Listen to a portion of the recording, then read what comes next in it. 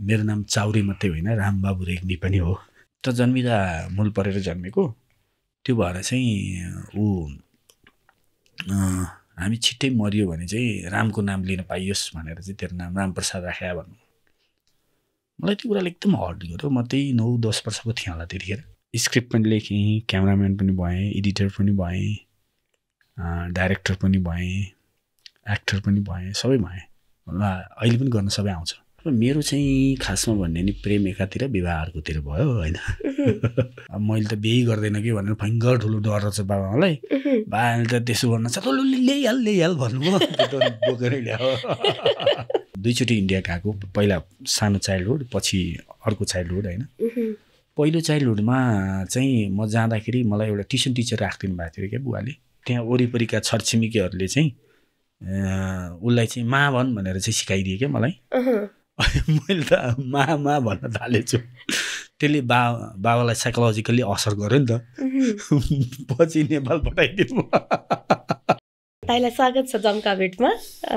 आज दाजु बहिनीको जम्का भेट भएको छ मजाले भलाकुसारी गर्नुपर्छ ठिक छ जुस आरामै हुनुहुन्छ नि दाइ होइन किनकि हामीले पछिल्लो समय एकदम व्यस्त हुनुहुन्छ दाइ है त्यति धेरै व्यस्त पनि होइन तर कामहरू भइरहेछ लगभग कति वर्ष भयो दाइ कलाकारितामा लाग्नुभयो कि हामी सानै हुँदादेखि दाइलाई पर्दामा हेरेको होइन मैले सुरु गरेकोले हिसाबले चाहिँ 25 वर्ष भयो पछि ट्रेनिङ लिएको त बरु अलि पछिबाट सुरु गरेँ मैले ट्रेनिङ लिनलाई होइन अनि त्योभन्दा पनि बढी राम्रो सिकाइ भने चाहिँ मेरो लागि म चाहिँ सडक नाटकहरू लिएर धेरै ठाउँमा पुगेँ भनौँ न नेपालका 68 जिल्लामै मैले थिएटर गरेको छु सडक नाटक गर्दै हिँडेर पछि आएको अझ म त सिरियलमा त पछि आएको धेरै पछि फिल्म पनि 60-65वटा फिल्म खेलिसकेपछि आएको सिरियलमा होइन अहिले धेरैले सिरियलबाट चिन्नुहुन्छ अब खुसी लाग्छ एक किसिमको किनभने दर्शकको आँखा केमा पर्छ उहाँहरूले कुन रूपमा कहाँ देख्नु भएको हुन्छ उहाँहरूले त्यही रूपमै चिन्नुहुन्छ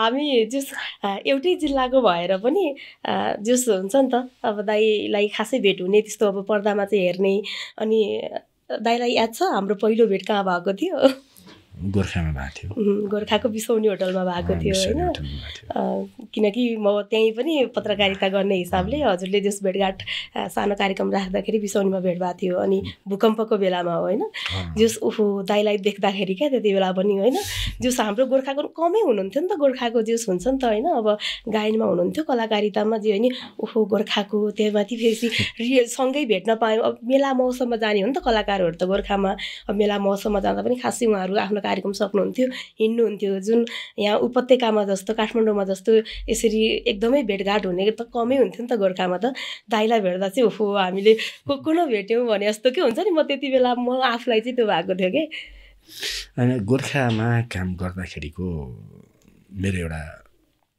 मिसन थियो भनेको मेरो एउटा गोल थियो म चाहिँ गोर्खालाई रिड गर्छु त्यहाँको कम्युनिटीलाई रिड गर्छु अनि सबै ठाउँमा नाटक गर्दै जाँदाखेरि अनि केही चाहिँ त्यहाँको मान्छेहरूलाई पनि सिकाउँ भन्ने उ थियो पछि त्यस्तै भयो धेरै कुराहरू मैले बुझ्दै जाँदाखेरि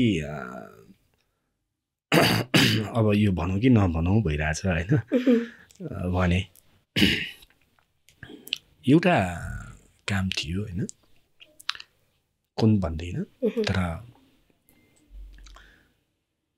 त्यो काम चाहिँ गर्नको लागि मैले चाहिँ गोर्खाबाटै गर्नु पर्यो भनेर त्यहीँको एउटा लोकल संस्था हाम्रो नयन भाइहरूले बनाउनु भएको थियो मेरै उसमा अनि त्यहीबाट चाहिँ हामीले त्यो काम लिन खोज्यौँ होइन खोज्दाखेरि चाहिँ कस्तो भयो त भन्दाखेरि त्यो गोर्खामा भएकोलाई चाहिँ लोकल रूपमा लिनुभयो क्या उहाँहरूले अनि त्यसपछि काठमाडौँमा भएको संस्था अर्कोलाई चाहिँ त्यहाँ चाहिँ 1-2जना सिरियलमा छुस्सा अनुहार देखाएको साथीहरू पनि हुनुहुन्थ्यो भनौँ न अनि उहाँहरूलाई राष्ट्रिय कलाकार रूपमा मान्नुभयो र उहाँहरूले चाहिँ मलाई भनेको भन्दा पनि धेरै उसमा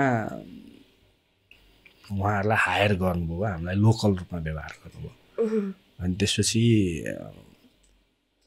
कस्तो फिल भयो मलाई भने यो भनेको यो होइन, यो कुवा मात्रै बन्छ, अलिकति फराकिलो सोच राख्नुपर्छ, म एउटा सानो ठाउँको मात्रै बन्नु हुँदैन, म राष्ट्रिय नै बन्नुपर्छ, म अन्तर्राष्ट्रिय नै बन्नुपर्छ भन्ने लाग्यो। अनि त्यसपछि म फेरि फर्केँ काठमाडौँ नै होइन, किनभने मलाई चाहिँ मैले रिड पनि गरेँ, सोसाइटीमा चाहिँ धेरै कुराहरू छ क्या जसले गर्दाखेरि जीवनलाई सहज असहज, किनभने मान्छेको बुझाइमै समस्या छ। एउटै कुरालाई तपाईँले सकारात्मक तरिकाले बुझ्नुभयो भने त्यसैले तपाईँलाई आनन्द दिन्छ, त्यसैलाई नकारात्मक तरिकाले बुझ्नुभयो भने तपाईँलाई त्यसैले स्ट्रेस दिन थाल्छ। त्यो चाहिँ मैले अलिकति पाएँ होइन। त्यो गोर्खाको सन्दर्भमा आउँदाखेरि होइन, अझ तपाईँलाई इन्ट्रेस्टिङ कुरा के सुनाऊँ भने त्यही गाउँठाउँमै एकजनाले के भन्नु, यो सडक नाटक गरेर नौटङ्की गरेर चल्छ, यिनी कलाकार हो र भन्नुभयो क्या। अनि पहिला त्यसो भन्नुभएको थियो उहाँहरू हुँदाखेरिमा, अनि त्यसपछि हेर्नै मान्नु भएन उहाँले, यो गरेर के हुन्छ भनेर जानुभयो। अनि उहाँको लागि चाहिँ त्यो टेलिभिजनमा आउने मात्रै कलाकार हुँदो रहेछ कि, अलिकति पावरफुलै मान्छे हुनुहुन्थ्यो। अनि त्यसपछि त्यो कुराले मलाई हर्ट गर्यो अलिकति। अनि जसले हेर्नु भएको थियो उहाँले चाहिँ पछि चाहिँ हामीले त काठमाडौँमा मण्डलामा गुरुकुलमा नाटक हेरे जस्तो फिल भयो पनि भन्नुभयो, दुवै पक्ष थियो। अनि त्यसले गर्दाखेरि मलाई के लाग्यो त्यतिखेर, यो सिरियल चाहिँ खेल्नु भन्ने रहेछ है अब भनेर, त्यसपछि म गोर्खा छोडेपछि नै म करिब बिस्तारै मैले सिरियल खेलेको हो होइन। सिरियल खेलेपछि धेरैले चिन्नुभयो भनौँ न। त्यो एउटा के भने मान्छेको ऊ चाहिँ हुँदो रहेछ क्या, मतलब तपाईँलाई मैले कहाँ बसेर हेर्छु म तपाईँलाई त्यस्तै देख्छु क्या, तर म आफै चाहिँ त्यस्तो भएको हुँदैन, तर कुन रूपमा कस्तो रूपमा कहाँबाट हेरिएको छ कहाँबाट बुझिएको छ भन्ने कुराले चाहिँ फरक पार्छ। अनि मैले पहिला त सिरियल पनि त्यति धेरै खेलिँदैन थियो, सिरियलमा एउटा कन्टिन्यू आउनको कारण चाहिँ त्यो हो। म कुन सिरियलबाट चाहिँ सिरियलमा चाहिँ यात्रा सुरु भएको थियो तपाईँको? मैले त सिरियल त मैले सुरुमा त यो हाम्रो कान्तिपुर टेलिभिजनको किलो टेङ्गो माइकबाटै सुरु गरे हो, पछि तितो सत्यहरू पनि गरेँ। अनि हाम्रो नाम मैले अझ कति त बिर्सिसकेँ, किनभने सिरियलको चाहिँ मैले डाटा राखेको छैन। अब पछि हुँदै भद्रगोल मेरी बासैदेखि लिएर गएर सबै भनौँ धेरै भनौँ हर्के हल्दारदेखि लिएर गएर सबैमा गेस्ट रोलहरू मैले धेरै नै गरेँ, धेरैचोटि नै गरेँ। तर कन्टिन्यू गरेको चाहिँ मैले यही जुठे नै हो। तर जुठेभन्दा पहिला एउटा कन्टिन्यू गरेको थिएँ, नाम बिर्सेँ मैले, छोटो समयको लागि भएको थियो, नाम बिर्सेँ मैले। तर अहिले जुठेले चाहिँ एउटा छुट्टै परिचय स्थापित गरिदिएको छ दाइको अझै होइन। अब मलाई खुसी पनि लाग्छ होइन। कस्तो भने अब जुठेमा एउटा चरित्र मैले गरिराखेको छु नि त होइन। कतिपयलाई चाहिँ के पनि पर्दो रहेछ भने त्यो रोल बाहेक अरूको, मतलब त्यो रूप बाहेक अर्को रूपमा चाहिँ उहाँले त गर्न पनि सक्नुहुन्न होला, होइन होला, त्यो मान्छे त्यस्तो होला, अर्को रूपमा चाहिँ नहेर्ने पनि हुँदो रहेछ क्या। अनि त्यो भएर अहिले अलिकति फिल्मतिर चाहिँ बढी गरिरहेको छु मैले। त्यसो जुठेको चाउरे भनेर एकदमै धेरै चिन्नुहुन्छ नि त अहिले त होइन, बच्चा हेर्नेहरूले चिन्नुहुन्छ। जस अहिले त धेरैले हेर्नुहुन्छ नि त, किनकि पछिल्लो समय सिरियलहरू एकदमै धेरै बढ्न पनि थालेको छ। पहिले धेरैले हेर्नुहुन्थ्यो, अहिले अलिक कमले हेर्नुहुन्छ। तर अहिले चाहिँ झन् सबैको हातमा मोबाइल भएको हुनाले युट्युबमा मैले भन्न खोजेको भ्युजको हिसाबले भनेको। जस बच्चादेखि बुढा बाआमासम्मले जस चाउरे यहाँको नामै अर्को चाउरे बनिसकेको छ होइन कस्तो लाग्छ दाइ बाहिर हिँड्दा पनि यहाँलाई त जस हुन्छ नि चाउरे नै भन्नुहुन्छ होला होइन त्यो कस्तो लाग्छ खुसी लाग्छ किनभने त्यो उहाँहरूले म प्रति गरेको रेस्पेक्ट हो नि त किनभने कतिपय मान्छेहरूलाई कस्तो लाग्छ भने उहाँहरूलाई जे भन्दा आनन्द लाग्छ जस्तो भनौँ न कतिपय ठाउँमा तत्रमा भन्ने साथीहरूलाई भन्दा पनि आनन्द लागिरहेको हुन्छ नि त त्यस कारण मैले चाहिँ त्यो रूपमा लिँदिनँ मलाई इगो हर्ट गरेँ यस्तो भन्ने रूपमा लिँदिनँ म चाहिँ तर त्यसलाई चाहिँ म पोजिटिभ रूपमा लिन्छु किनभने मलाई हिजो अस्ति एउटा सर्टेन टाइममा हर्ट भएको जस्तो भए पनि त्यसले मलाई राम्रो ठाउँ पुर्याउँछ क्या कस्तो भने यो जब मान्छे चाहिँ विक्षिप्त हुन्छ भन्छौँ नि हर्ट हुन्छ भन्छौँ नि अथवा स्ट्रेसमा हुन्छ चोट पर्छ भन्छौँ नि त्यो भने चाहिँ खासमा उसको साइकोलोजीको खनजोत हो क्या यो जमिनलाई खनेको जस्तै त्यसपछि चाहिँ उसले के विचार रोप्छ के सङ्कल्प लिन्छ त्यही मान्छे बन्छ क्या हो किनभने त्यो एकदमै सुन्दर अपर्च्युनिटी हो क्या मान्छेको लागि मैले चाहिँ त्यो चिज चाहिँ गरेँ भनौँ न जस्तो त्यसलाई मैले नेगेटिभ रूपमा लिइनँ त्यसलाई पोजिटिभ रूपमा लिएर पोजिटिभ थिङ्किङ चाहिँ रोप्दै गइसकेपछि भर्दै मनमा त्यो चिज चाहिँ भर्दै गएपछि अनि त्यही नै रियालिटी क्रिएट भयो अहिले त अब जुठेमा जस दाइको श्रीमती पनि भित्रिनु भएको छ होइन लामो समयपछि छोरी बिचमा फेरि गायब हुनुभयो होइन अब के छ हामीले छोरीलाई देख्न सक्ने सम्भावना चाहिँ के छ दाइ कुरा चाहिँ यसो बेला बेलामा आइरहेको हुन्छ होइन सम्भावना त जे पनि सम्भावना छ यो चाहिँ अब मेरो हातमा छैन यो निर्देशक द्वयको हातमा छ दाइले मजारी कल पनि चलाउनुहुन्छ क्या होइन त्यो चाहिँ त्यही सिरियलको लागि सिक्नु भयो अथवा दाइलाई पहिलेदेखि आउँथ्यो त कल चलाउन चाहिँ अब यस्तो हो अब मलाई चाहिँ जति काम चाहिन्छ त्यति सिक्यो त्यति गर्यो होइन धेरै पनि मलाई त्यहाँ जति चाहिने त्यति चाहिँ आउँछ जस सुरुमा जुठे खेल्ने भनेपछि जो हुन्छ नि त एउटा रेग्मीको छोरो जस्तो हुन त कुराकानी अहिले अब हामी सबै जात एउटै बराबर भन्छौँ तर त्यो विभेद भएको थोरै अनुभव पनि सुनौँ अनि दाइ के लाग्छ यो निर्मूल हुन किनकि निर्मूल चाहिँ अझै हुन सकेको छैन कि यो जातीय विभेद अनि मलाई त के लाग्छ भने उहाँको पर्सपेक्टिभबाट उहाँले त मलाई सिरियलमा बाहेक त देख्नु भएको थिएन नि त उहाँको मन उहाँको मस्तिष्कमा त्यही चिज चाहिँ थियो नि त मैले त्यो हिसाबले गर्नुभएको हो तर पछि बुझिसकेपछि त उहाँले मलाई त्यो बिहेभ गर्नु भएन नि त फेरि त्यसले गर्दाखेरि अब अनुभव त मैले पनि अनुभव गरेँ होइन तर यसलाई म के भन्न चाहन्छु भने यस्ता कुराहरू सबैले बुझ्नुपर्छ क्या जस्तो एउटा गोर्खामा तपाईँ चाहिँ अहिले तपाईँकोलाई गोर्खामा छोडिदियो भने तपाईँ हराउनुहुन्न नि त होइन किनभने गोर्खाको सबै चिज तपाईँलाई थाहा छ होइन अब एकजना भर्खर बाहिरबाट आएको इन्डियाबाट आएको अथवा कोरियाबाट आएको अथवा अमेरिकाबाट आएको मान्छेलाई गोर्खा छोडिदिने यता कि त्यता रहनुभुल्ल पर्छ नि त किन उहाँले त्यो बाटो बुझ्नु भएको छैन त्यस कारण के भने हाम्रो मानव जातिको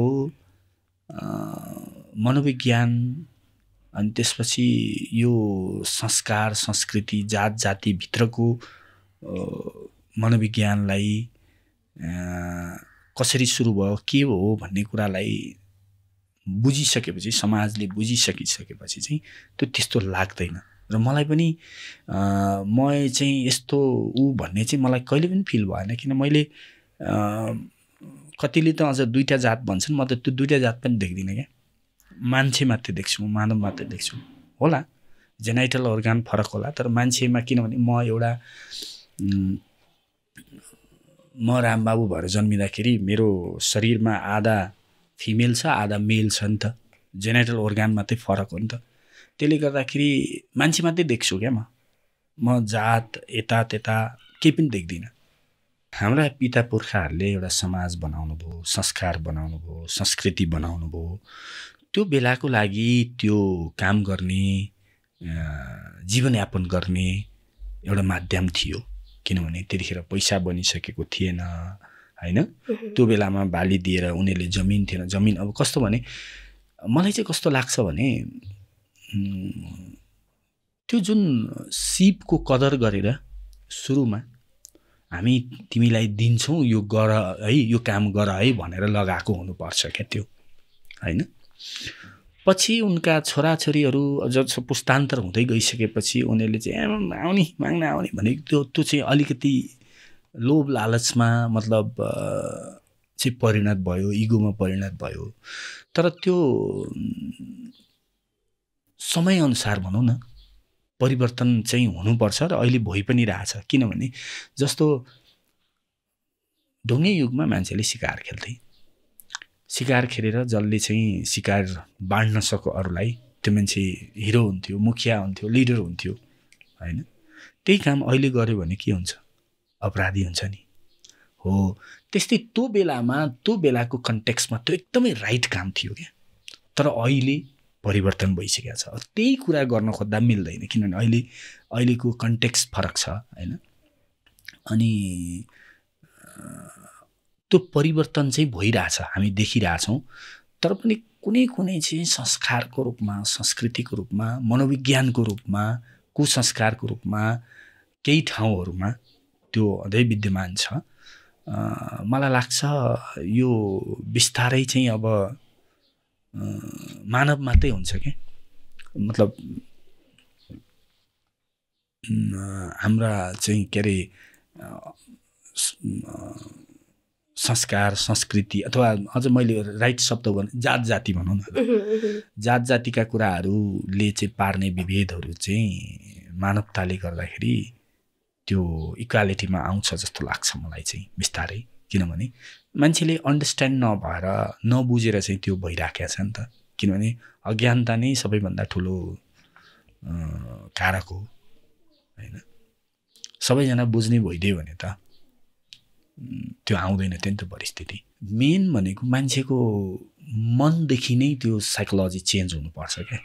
विचारले हुँदैन भन्नेले मात्रै अब मनले मानिरहेको छैन अनि विचारले मात्रै गर्न खोजेर त्यो चिज चेन्ज हुँदैन। त्यहाँ दुवै पक्षलाई हिंसा भएको हुन्छ। त्यसले गर्दाखेरि भित्री मनदेखि नै दुवै पक्षले बुझ्नुपर्छ यहाँनिर। किनभने पुस्तादेखिको कुरा छ क्या।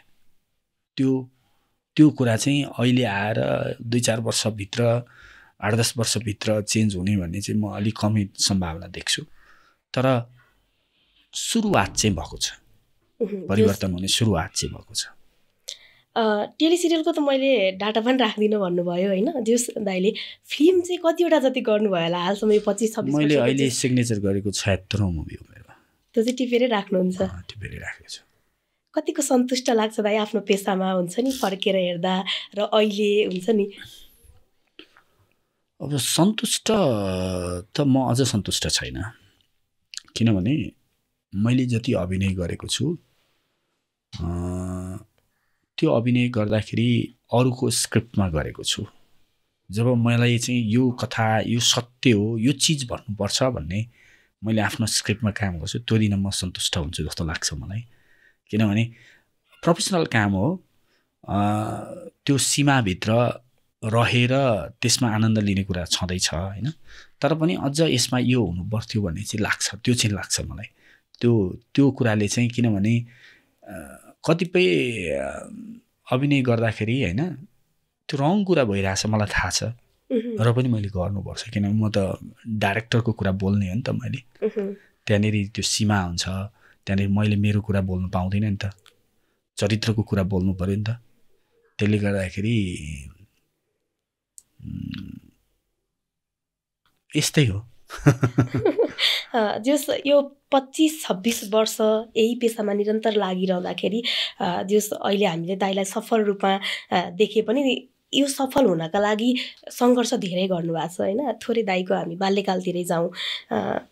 जो कहिले पनि जस आफ्नो बुवा आमा अथवा दाजु दिदीको जो कहिले पनि जन्मिँदाखेरिको कथा किस्सा सुनाउनुहुन्छ नि त। हो नि त जन्मिँदा चाहिँ अथवा तँ पेटमा हुँदा यस्तो भएको थियो होइन यस्तो थियो भन्ने खालका किस्सा त्यो सुनाउनुहुन्छ नि। दाइ जन्मिँदाको कथा चाहिँ के छ थोरै सुनाउन?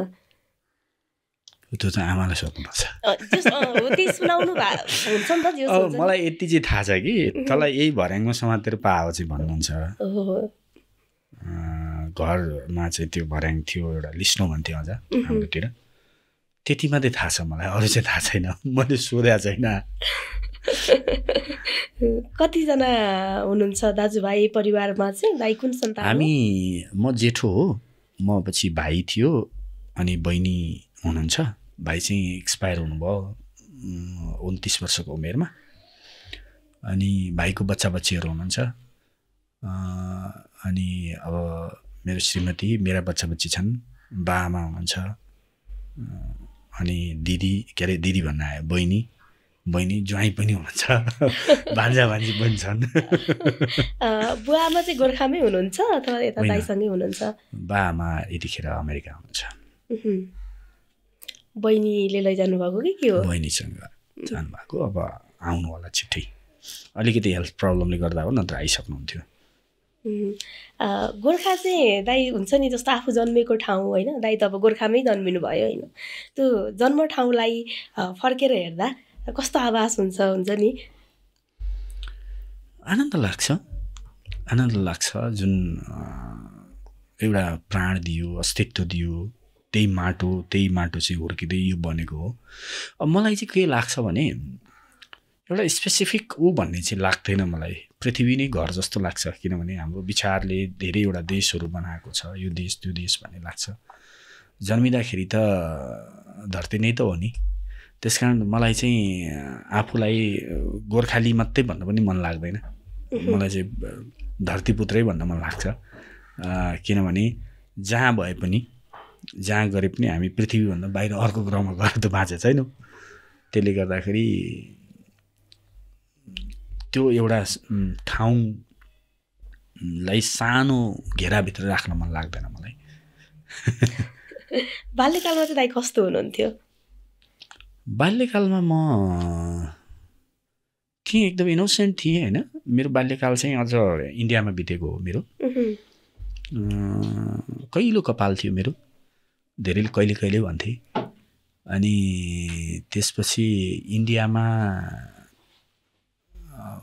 अब दुईवटा दाजुभाइ भइसकेपछि मलाई बुवाले इन्डिया लिएर जानुभएको अनि इन्डिया लिएर जाँदाखेरि पहिला बोर्डिङमा हालिदिनु भएको थियो अनि एक दिन चाहिँ बुवा आउनलाई ढिलो भयो क्या ढिलो भयो त्यो दिन मलाई अहिले पनि याद छ त्यो एकदम त्यो दिन रोएको होइन बुवाले कसले ल्याइदिनु भन्नुभएको रहेछ उहाँले नै जानु भएर चाहिँ बुवा पछि राति पछि आउनुभयो भने स्कुल बन्द भइसकेपछि पनि मलाई त्यो चिज याद छ त्यो बेला मलाई त्यो बाङ्लाहरू सबै बोल्न आउँथ्यो कि पछि नेपाल आएपछि त मैले जम्मै बिर्सेँ त्यो चाइल्डहुडमा आएको कुरा होइन अनि मेरो धनै 3 क्लाससम्म त मैले इन्डिया नै पढाएँ हो 4 कक्षाबाट मात्रै मैले नेपालमा पढाएँ हो नेताजी हिन्दी विद्यालय भन्ने थियो अनि त्यहाँ चाहिँ हिन्दीमा क ख ग पनि नेपाली नै हुन्थ्यो नि त नेपाली जस्तै हुन्थ्यो नि त अनि यहाँ त्यो 4 कक्षामा आएर पढ्दा त मलाई त्यो इङ्ग्लिस खर्र आउँथ्यो त्यतिखेर त्यो त पहिले सुरुमै इङ्ग्लिसबाटै सुरु भयो नि त मेरो बरु पछि यहीँ पढ्दै गएपछि चाहिँ इङ्ग्लिस भएन बरु बिर्स्यो होइन पहिला आउँथ्यो त्यसपछि चाहिँ गोर्खामै पढ्नु भयो कि गोर्खामै पढेको मैले 4 र 5 कक्षा मैले उसमा पढेँ तल भीमसेनमै पढेँ अनि 6 कक्षाबाट त जनशक्तिमै माथि जनशक्ति माविमै पढेको शक्ति स्कुल नै आउनुहुन्थ्यो है होइन शक्ति स्कुल होइन जनशक्ति जनशक्ति नामजुङकै शक्ति स्कुल त गोर्खा बजारको याद आइरहेको एसएलसी नै गोर्खाबाटै दिनुभयो त्यति बेला त्यसपछि हुन्छ नि त्यो स्कुले जीवनमा जस्तो अब सानै बच्चामै इन्डिया गएर आउनुभएको अब जस हुन्छ नि इन्डियामा 3 कक्षासम्म पढ्नुभयो होइन अब आएपछि अब स्कुलमा अरू साथीहरू त हुन्छ नि जस्तो यहाँहरूभन्दा अझै जस्तो यहाँ त एक खालको जस्तै नभए पनि बाहिर पढेको र त्यही लोकल लेभलमा पढेको केही फरक हुन्छ नि त त्यो हिसाबले साथीहरूसँगको त हुन्छ नि कस्तो थियो होइन म एकदमै क्रिएटिभ थिएँ मेरो मेमोरी पावर भन्दा पनि क्रिएटिभ पावर राम्रो थियो कतिपय त मलाई अझ राम्रो किस्सा सुनाउँछु म म्याथमा एकदम ट्यालेन्ट एकचोटि के भयो भने एउटा म्याथको मैले बिगारेछु होइन बिगारेँ अब यो चाहिँ मेरो कम मार्क्स आउँछ भन्ने मलाई थाहा थियो भरे त मेरो 100 मार्क्स आयो के मतलब 99 आयो अनि अर्को मिलाएको चाहिँ टिचरमा नि त्यो प्रभाव रहेछ क्या यसले बिगार्दैन भन्ने कि कपी जाँच्दाखेरि पनि त्यो चिज मैले अहिलेसम्म टिचरलाई भने पनि छैन आफूलाई थाहा छ मैले बिगारेको छु तर पनि त्यो चाहिँ भयो त्यस्तै धेरैवटा ऊ छ एकदम ट्यालेन्ट हुने त्यतिखेर अनि 4 बाट 5 मा जाँदा चाहिँ थर्ड भएको थिएँ अनि 5 बाट 6 मा जाँदा फर्स्टै गइदिहालेँ माथि स्कुल जाँदाखेरि अनि पछि चाहिँ बरु बिग्रिएँ म होइन तर ट्यालेन्ट थिएँ क्रिएटिभ थिएँ म पछि चाहिँ किन बिग्रिनु होइन यस्तो कस्तो भने सन्तुष्ट नहुने के यति नै मान्छे अलिकति यो नि थोरै आयो भन्ने लाग्ने के अनि अक्षर नराम्रो थियो त्यसले गर्दाखेरि अलिकति थोरै मार्क्स आयो अनि त्यहाँबाट चाहिँ बिग्रिएँ भने जस्तो फिल हुने कि किन टिचरले त उहाँको टिचरले त दिन्थ्यो अर्को त्यहाँबाट निस्किसकेपछि चाहिँ त त्यो नहुँदो रहेछ अक्षरमा जे देख्यो त्यही हुने बदमासी चाहिँ कतिको गर्नुहुन्थ्यो दाइ बच्चा बेला बदमासी गरिन बरु म चाहिँ के भने यसले यसो गर्यो भनेर रोएर बस्थेँ तर बदमासी गरिन त्यस्तो धेरै एकचोटि मलाई याद छ एकचोटि नास्पाती चोरेको याद छ मलाई त्यो पनि अरूहरूले लाएर त्यही हो अरू कहिले केही गरेन टिचरहरुबाट पहिला माग्न गए माग्न जाँदाखेरि दिएन नदिएपछि घर चोर्या जस होमवर्कहरू नगरेर टिचरहरुबाट सजाय भोग्नु पर्ने त्यस्तो भएन त्यस्तो कहिल्यै भएन किन त होमवर्कै मैले त्यो यति छिटो गर्थेँ कि त्यो त्यस्तो आएन जस भाग्नेहरू त्यस्तो केही त्यस्तो गर्नु भएन एकदम भाग्ने भने त्यस्तो त गरेन तर एक दिन चाहिँ स्कुल नगएको चाहिँ थियो एक दिन स्कुल बङ्क गरेको चाहिँ मलाई याद छ त्यही दिन फेरि सर फेरि आइपुग्नु तर केही भएन म त्यस्तो केही भएन घरको कामहरू चाहिँ कतिको गर्नुपर्छ दाइ जस्तो अब जेठो छोरा यहाँ त होइन भन्नै भनिन्छ जेठो छोरो मायाको डोरो भनिन्छ होइन म सबै काम गर्थेँ मलाई त जेठी बुहारी भन्थे अब घर उठेर दैलो पोत्नेदेखि लिएर गएर भैँसी दुने मही पार्ने घाँस काट्ने सबै गर्थेँ मैले सानै उमेरदेखि अब मलाई चाहिँ के भने अझ रमाइलो के भने म जन्मिँदाखेरि मूल परेर जन्मेको रे भनेर भन्नुहुन्थ्यो होइन अनि छिट्टै सानैमा व्रतबन्ध गरिदिनु भएको क्या मलाई अनि मम्मी यो त अब उ गर्ने नि त मेन्सुरेसन हुँदाखेरि बार्ने होइन अब मलाई त छुन नहुने भन्ने अनि त्यहाँबाट दुध दोहेर भाइ र उहाँले मात्रै खाने मैले नपाउने त्यहाँबाट त रिस उठेर गएर आफै गएर दोको अनि दोहेर पछि त अनि आफैले दुनी पनि जाने अनि त्यसपछि मही पार्ने नौनी निकाल्ने सबै गर्न आउँथ्यो मलाई इभन चामल के अरे निफान्नेदेखि लिएर गएर सबै घरको काम लेडिजले गर्ने काम सबै गर्थेँ मैले दियोस् बुवा मम्मीलाई मजैसँग सघाउनुहुन्थ्यो मम्मीलाई बाहिर घर छोडेर बाहिर चाहिँ एसएलसी दिएपछि नै निस्किनु भयो हो अथवा इभन सानोमा त म मम्मीबाट बाहिर इभन कसैकोमा चाहिँ नारायण पूजा लाग्छ भने पनि मम्मीले जान दिनुहुन्थेन किन खोइ थाहा छैन त्यो मम्मीको के साइकोलोजी हो इन्सेक्युरिटी फिल गरे हो कि घरैमा बस्थेँ म कि मम्मी जाँदाखेरि मम्मीसँगै चाहिँ जान्थेँ नत्र एक्लै ऊ भन्ने कतै जाँदैन थिएँ एउटा मामा घर चाहिँ कहिलेकाहीँ हजुरबा हजुरआमासँग छोडिदिएर हिँड्नुहुन्थ्यो मम्मीले अन्त म केही भएन अझ रमाइलो त के भने म इन्डियाबाट जब फर्केँ नि फर्किँदाखेरि त यो तेरो मम्मी हो भन्नुभयो मैले त मम्मी चिन्न जो सानै बेलामा बाबाले लिएर जानुभयो होइन अब एउटा किस्सा के छ भने होइन इन्डियामा पढ्दाखेरि दुईचोटि इन्डिया गएको पहिला सानो चाइल्डहुड पछि अर्को चाइल्डहुड होइन। पहिलो चाइल्डहुडमा चाहिँ म जाँदाखेरि मलाई एउटा ट्युसन टिचर राखिदिनु भएको थियो क्या बुवाले चाहिँ त्यहाँको स्कुलमा चौकीदारी गर्नुहुन्थ्यो। अनि उहाँलाई चाहिँ त्यो पढाउने कुरामा चाहिँ एकदम धेरै खर्च गर्ने कि अनि राखिदिनु भएको थियो। अनि त्यसपछि त्यहाँ वरिपरिका छरछिमेकीहरूले चाहिँ उसलाई चाहिँ मा भन् भनेर चाहिँ सिकाइदिए क्या मलाई। मैले त मा भन्न थालेछु। त्यसले बाबालाई साइकोलोजिकल्ली असर गर्यो नि त। पछि नेपाल पठाइदिनु। अब जस्तो हुन्छ नि सानैमा भाइ जस्तो अब पहिलो सन्तान हुनुहुन्थ्यो फेरि होइन, जस्तो मम्मीबाट छुटाएर बाबाहरूले त्यसरी लिएर जान त कमै आँट गर्नुहुन्छ नि, किन तर यहाँलाई चाहिँ अथवा बाहिर लगेर पढायो भने छोरो बाटो हुन्छ टाटो हुन्छ भन्ने हिसाबले अथवा किन चाहिँ लिएर जानुभएको थियो इन्डिया चाहिँ? खोइ अब मैले सुनेअनुसार चाहिँ मम्मीले चाहिँ दुईजना हामी अब 3 वर्षको फरक थियो दाजुभाइ। अनि दुईटालाई मिलाउन मम्मीलाई गाह्रो भयो। त्यसपछि मलाई चाहिँ ड्याडीसँग पठाइदिए भन्नुहुन्थ्यो मम्मीले। त्यही हो। तर बुवादेखि एकदम डर लाग्ने कि बुवा चाहिँ एकदम डिक्टेटर, पढाउने गर्ने केसमा चाहिँ एकदम डिक्टेटर हुनुहुन्थ्यो। एकदमै डर लाग्थ्यो। मैले पिटाइ त मजाले खाएँ बुवाको सानोमा। एउटा उमेरसम्म पनि मलाई त्यो बुवालाई म यसरी हेर्न सक्थेन नि। जब म यता हाम्रो विकासानन्द गुरुकुलमा गएर त्यो साधना गरिसकेपछि त्यो एउटा साधनाले मलाई त्यो क्लिक गरिदियो कि बुवा मम्मीप्रति एकदम अथाह प्रेम जागेर आयो क्या। नत्र मैले त्यो पहिला शत्रुको रूपमा हेर्थेँ ड्याडीलाई नै, बाबालाई नै शत्रुको रूपमा हेर्थेँ। यसले त पिटिहाल्छ, योसँग बस्नै हुँदैन भनेर भाग्थेँ होइन। तर त्यो साधना गरिसकेपछि चाहिँ मलाई एकदम अथाह करुणा जागेर आयो र अहिले एकदमै धेरै माया लाग्छ बाबाको र एकदमै रेस्पेक्ट पनि जाग्छ। अहिले त फेरि आफू पनि त बाबा बनिसक्नु भयो होइन, त्यसले पनि अझ बढी होइन। त्यो भन्दा पनि के भने बहिनी जन्मिँदाखेरि बहिनीको नाम चाहिँ लक्ष्मी राख्नुभयो क्या। अनि लक्ष्मी किन राख्या भनेर मैले चाहिँ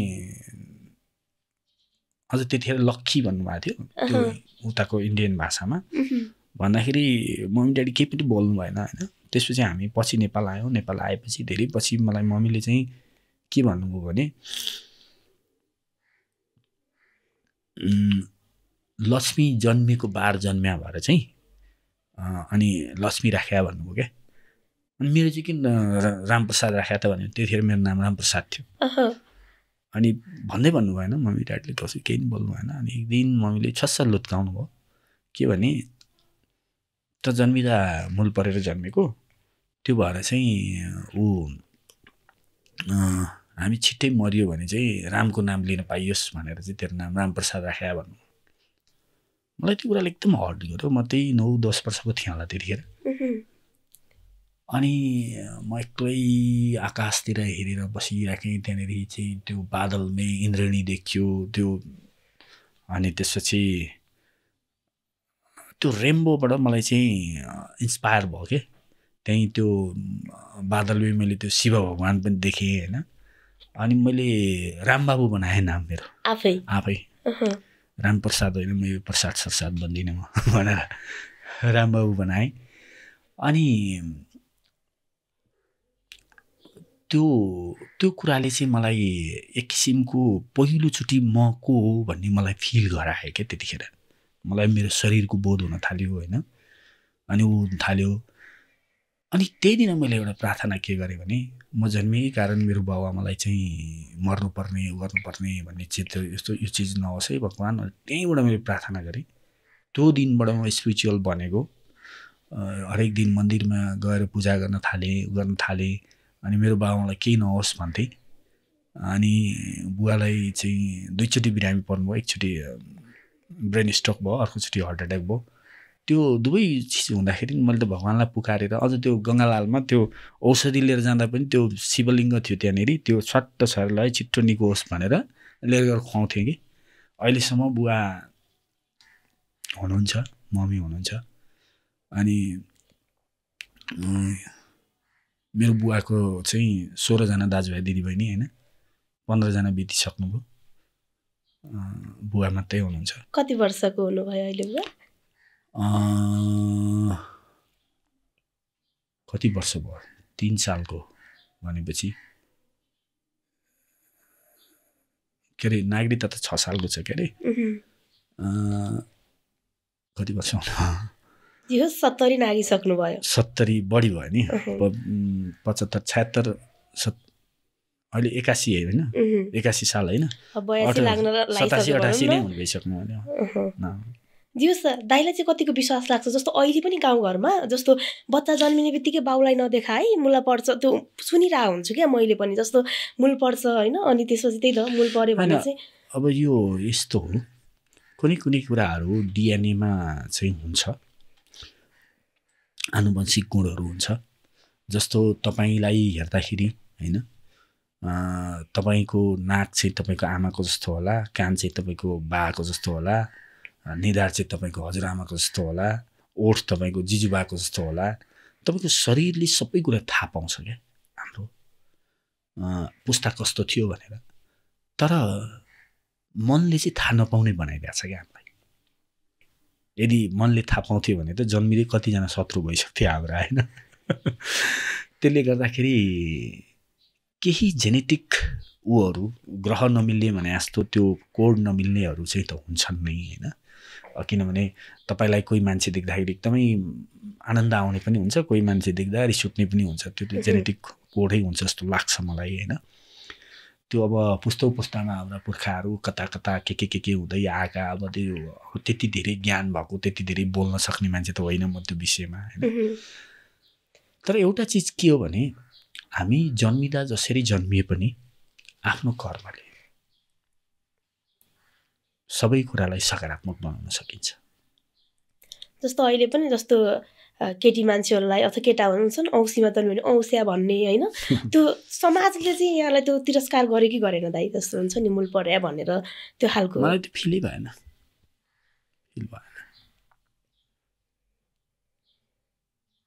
त्यस्तो फिलै भएन तर कतिले अब गरेनन् तर त्यो लेभलको सोच्ने ऊ पनि भएन होइन बच्चै त थियो बच्चा हुँदाखेरि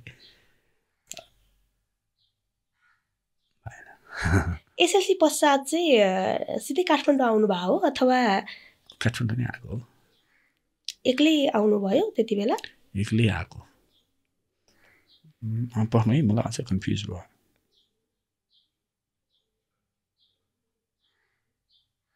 होइन एक्लै आएको अर्कोचोटि आउँदा चाहिँ दिदीसँग आएको के अरे सरला दिदी हुनुहुन्थ्यो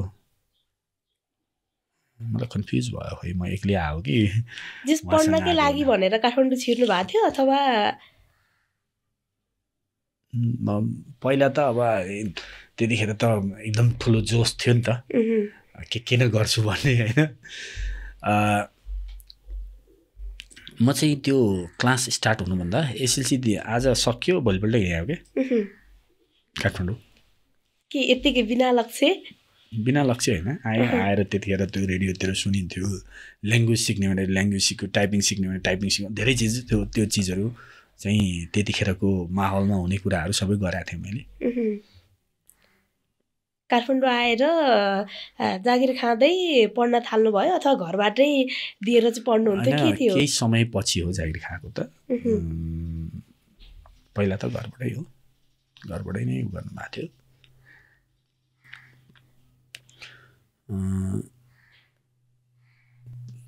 सङ्घर्ष भयो तर पनि बुवा मम्मीको सङ्घर्ष पनि ठुलो छ जस कलाकार बन्ने छाड चाहिँ दाइमा त्यो बच्चा बेलादेखि नै देखिन्थ्यो अथवा पछि जागेको भूत हो के हो खास मेरो मनमा एउटा कुरा चाहिँ थियो के भने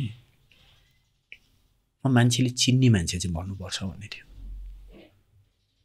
त्यो भन्दाखेरि मलाई दुईवटा कुरा अप्सन आउँथ्यो कि चाहिँ म एउटा नेतै बन्नुपर्छ कि चाहिँ म कलाकार बन्नुपर्छ भन्ने लाग्थ्यो अनि त्यो नेता बन्ने नेताहरूलाई त्यो गाली गरेर देखेर चाहिँ त्यो हरायो अनि म कलाकार बन्छु भन्ने चाहिँ भयो तर यसको पछाडिको ऊ चाहिँ छ है किनभने मलाई त बाले सानैमा सोले फिल्म पनि देखाउनु भएको छ मलाई त्यो कन्फ्युज छ दोष हो कि सोले हो मैले फर्स्टमा हेरेको मुभी म सानै बच्चामा मलाई बाले हलमा लिएर गएर बा र मतलब मम्मी ड्याडी चाहिँ जाने होइन फिल्म हेर्न अनि मलाई पनि काखमा लिएर जाने चाहिँ गर्नु हुँदो रहेछ अनि सानैमा ऊ हुँदाखेरि मम्मी नहुँदाखेरि पनि एक्लै मलाई लिएर फिल्म हेर्न जाने अनि कतिपय त्यो रेल आयो भनेर म भागेको थिएँ नि अझ होइन साँच्चैको सम्झेर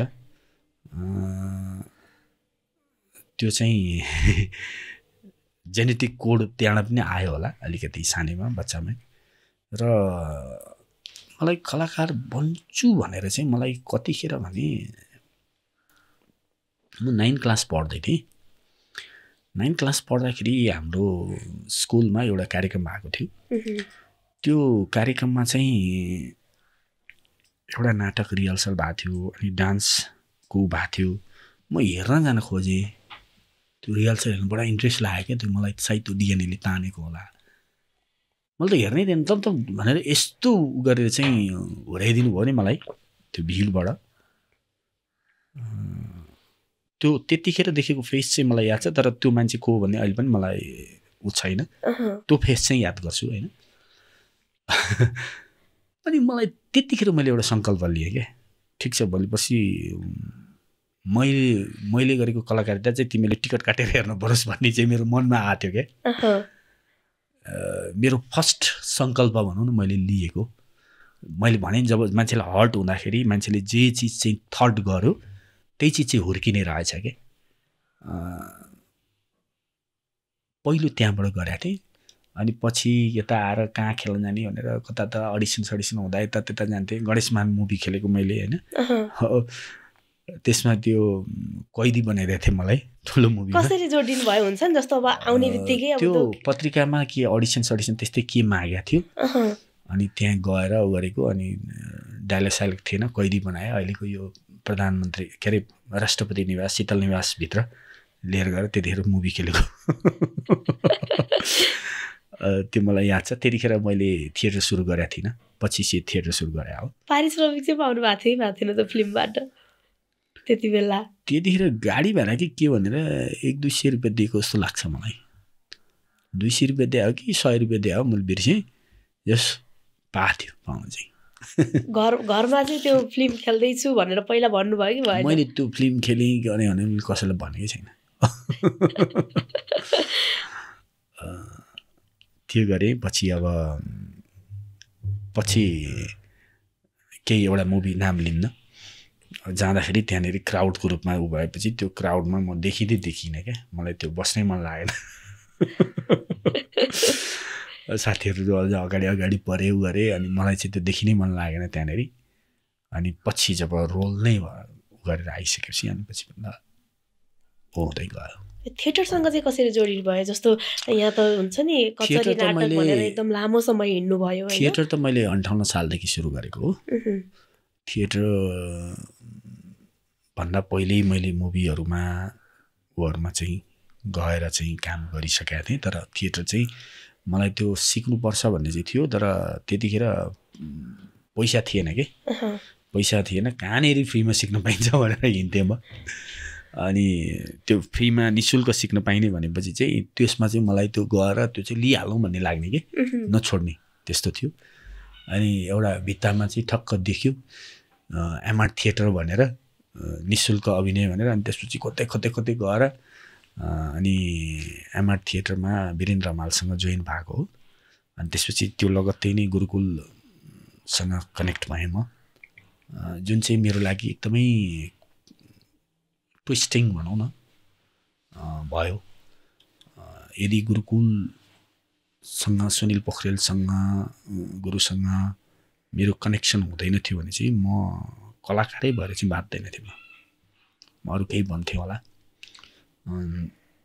किनभने त्यसले मलाई जब कस्तो भने मलाई एउटा कुराले ड्र्याग गरिरहन्थ्यो क्या कलाकारिता गर्यो नाटक गर्यो गर्दाखेरि त्यसले दर्शकलाई के गरेको छ कि त गरे होइन भन्ने लाग्ने क्या अनि त्यसले मलाई झड्का हान्थ्यो क्या कि केही न केही त हुनु पऱ्यो नि भनेर अनि फ्रस्ट्रेट पनि भएपछि म डाक्टर योगी गुरु विकासानन्दकोमा गएपछि उहाँले के भन्नुभयो भने तिमी जुन ठाउँमा लडेको छौ त्यही ठाउँमा उठ्नुपर्छ तिमीले यत्रो समय थिएटर गर्यौ त्यहीँ उठ्नुपर्छ भन्नुभयो अनि त्यसपछि त्यहीँ अर्थ खोज बरु कामको भनेपछि अनि त्यसपछि आएपछि ठ्याक्क त्यो फोरम थिएटर आयो क्या कसरी नाटक अनि त्यसले त ट्याक्क काम गरेको प्रष्ट देखिने भयो नि त अनि म बढी फोरम थिएटर, कचरी नाटक अनि स्ट्रिटतिर काम गर्न थालेँ क्या। त्यसले मलाई एकदम धेरै आनन्द दियो क्या, किनभने त्यसले प्रत्यक्ष काम गरेको देखिन्छ नि त।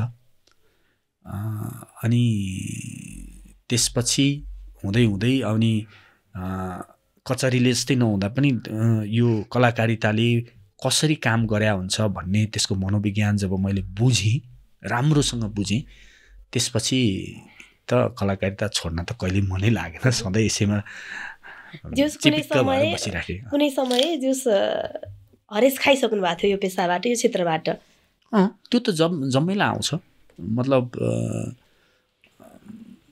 यसले केही गरेन, यो पनि भएन, पैसा कमाएन, ऊ गरेन भने त्यो बेलामा धेरै गाह्रो थियो। किनभने थिएटर गर्नेहरू फिल्ममा पनि बिग्दैन थियो त्यतिखेर, पछि हो, अझ एकदमै पछि हो, धेरै गाह्रो थियो। हामी थिएटर गरेरै हामी केही साथीहरू गुरुकुलभन्दा बाहिर, गुरुकुलले नगरेका साना साना कामहरू हामी लिन्थ्यौँ। अनि मण्डपिका कला समूह भनेर त्यो दर्ता गरेरै हामीले काम गरेका थियौँ त्यतिखेर। अनि गर्थ्यौँ हामी। कुनै महिना त मैले 5वटा 6वटा नाटक गरेको छु एकै महिनामा। दाइको यो क्षेत्र, यो पेसालाई चाहिँ घर परिवारको सपोर्ट चाहिँ कतिको थियो? पहिला थिएन, अहिले चाहिँ खुसी हुनुहुन्छ। पहिला थिएन, म लुकी नै गर्थेँ। मैले त्यहाँ गरेको छ भन्ने पनि थाहा हुँदैन थियो। म सिक्न जाँदा धेरै पछि चाहिँ यस्तो मन लागेको छ भन्ने थाहा पाउनु भयो। थाहा पाउँदा बाबा कडा, दाइलाई त अब पिट्ने नै होइन?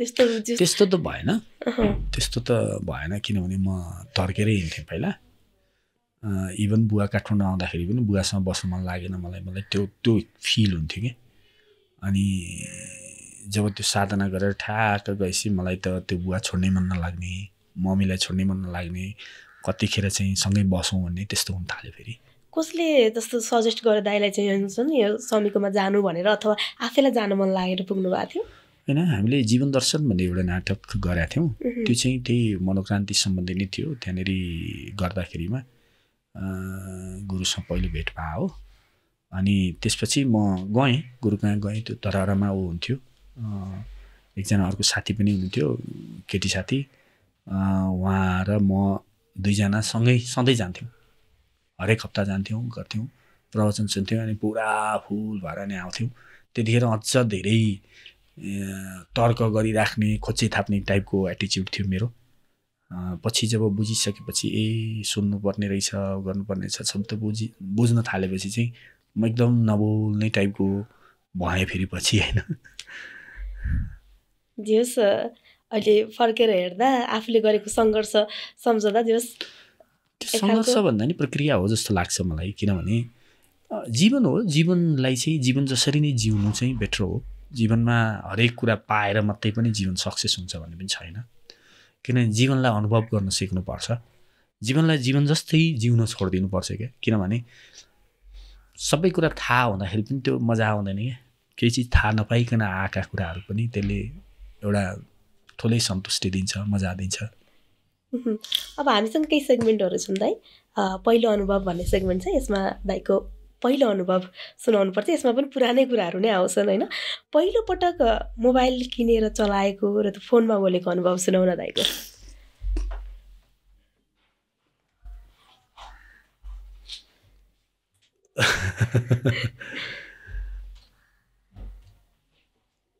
मैले मेरो नाममा सिम मोबाइल चाहिँ त्यतिखेर त पैसा तिरेर किन्नु पर्थ्यो, होइन?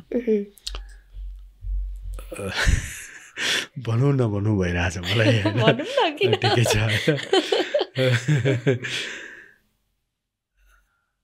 हामीसँग पैसा थिएन त्यतिखेर। मेरो नाममा सिम भर्यो, अनि सिम आएपछि अब त यो मेरै होला भन्ने थियो, होइन? अनि मेरो रुम पार्टनर हुनुहुन्थ्यो गङ्गा भन्ने साथी। अनि उसको मम्मी बिरामी हुँदाको केस थियो त्यो त्यतिखेर। अनि त्यसपछि बिरेन सरले त्यो मोबाइल उसैलाई दिनुभयो। अनि त्यो पाएँ होला भन्ने, अब त मेरो भयो होला भन्नेमा त्यो आएन।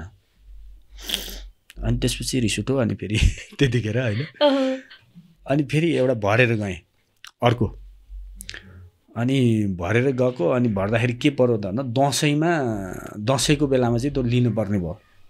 अनि अर्को एकजना साथी थिएटरकै साथीलाई लु यो लिइदिनु भनेर त्यो टोकन सबै दिएर गएँ। दिएर गएर आउँदा त उसले लिएर चलाइसकेको छ। त्यो पनि भएन। अब यो ठिकै छ नि त, यो मै चलाउँछु, तपाईँ अर्को फेरि अर्को भयो। त्यो मोबाइलै पाउनलाई पनि मलाई त्यो ठुलो सङ्घर्ष भयो क्या। अहिले पनि त्यो उहाँहरूले त्यही नै नम्बर चलाउनुहुन्छ, मेरा नजिकका साथीहरू हुनुहुन्छ उहाँहरू। अनि पछि त्यो नै नभइसकेपछि त्यहाँबाट भर्खर पहिलोचोटि मेरो मोबाइल आएको थियो। त्यो मेरो मोबाइलको सिम चाहिँ गएर पाइयो नि त, पहिला त कुरेर लिनु पर्थ्यो होइन। अनि त्यो लिएको मलाई याद छ। तर फोन चाहिँ मैले त्यही मेरो रुम पार्टनर साथीलाई गरेँ मैले त्यतिखेर। ओ मेरो मोबाइल आयो नि त, म कहाँबाट बोलिरहेको छु, कसकोबाट बोलिरहेको छु, यस्तै टाइपले मैले कुरा गरेको थिएँ।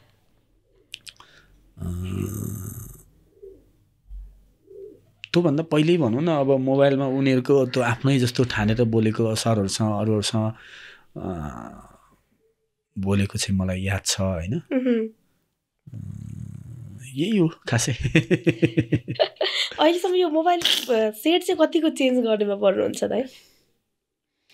मलाई त काम चले हुन्छ। मलाई मोबाइलसँग त्यस्तो ठुलो सोख, मलाई मेरो काम नेसेसिटीले पुरा गर्नु पऱ्यो, निड चाहिँ पुरा गर्नु पऱ्यो। तर मलाई सोख छैन, म सामान्य मोबाइलै छ मेरो होइन, त्यस्तो छैन। अहिलेसम्म कतिवटा चाहिँ चेन्ज गर्नुभयो होला सेट त्यो बेलादेखि अहिलेसम्म?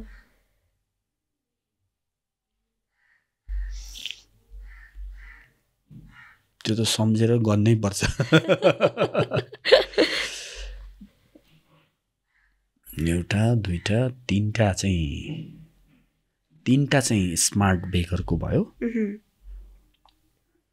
त्यो एउटा मोबाइल त अझै पनि छ होला बिग्रेको अवस्थामा मेरो। अनि स्मार्टफोन किनेर लिएर आएको थिएँ, अब चाहिँ स्मार्टफोन ल्याउनु पऱ्यो भनेर। तर त्यो चाहिँ भर्खर बिहा गरे भएन। यो कति राम्रो छ नि, ल तिमी चलाऊ भनेर श्रीमतीलाई दिने मैले। अनि सामान्य सस्तो खाले स्मार्टफोन किनेको थिएँ मैले, पछि धेरै पछि मात्रै किने मैले। अरू धेरै मान्छे स्मार्टमा धेरै भइसकेपछि धेरै पछि मात्रै म स्मार्टफोनमा आएको। यी अहिले पनि मैले तपाईँलाई यहाँ हेर्नु भने सामान्य फोन नै छ मेरो। फोन हराउने, कसैले चोरिदिने हुन्छ नि, त्यस्तो चाहिँ त्यो चाहिँ भयो। मेरा फोनहरू धेरै नै हराए, मैले धेरै भेट्टाएँ पनि। एउटा फोन चाहिँ मैले त्यो दिन पाइनँ, किनभने मेरो वरिपरिकाहरूले मै चलाउँछु भन्ने लिएर गए। नत्र 6वटा होला मैले फोन भेट्टाएको। 6वटै फोन चाहिँ मैले रिटर्न गरेँ। त्यो फोन पनि यदि पहिला मेरो हातले छ थियो भने मैले देखेँ, टिप्यो उसले, त्यसपछि चाहिँ हाम्रो डिस्कस पर्यो, रिटर्न गरेन उसले। पहिलोपटक रेडियो सुन्नेको अनुभव? रेडियो त गाउँमा म त त्यो के अरे घाँस काट्न जाँदा पनि रेडियो बोकेर जान्थेँ म। त्यो रेडियो नाटकहरू आउँथ्यो, ऊहरू आउँथ्यो, सुन्थेँ म, एकदमै सुन्थेँ। अनि त्यो बच्चामा त्यो लाग्दाखेरि त्यो भित्र मान्छे कसरी बोले होला भन्ने चाहिँ लाग्थ्यो मलाई। अनि कसरी आएको त्यो एउटा ऊ चाहिँ लाग्थ्यो। बाले त्यो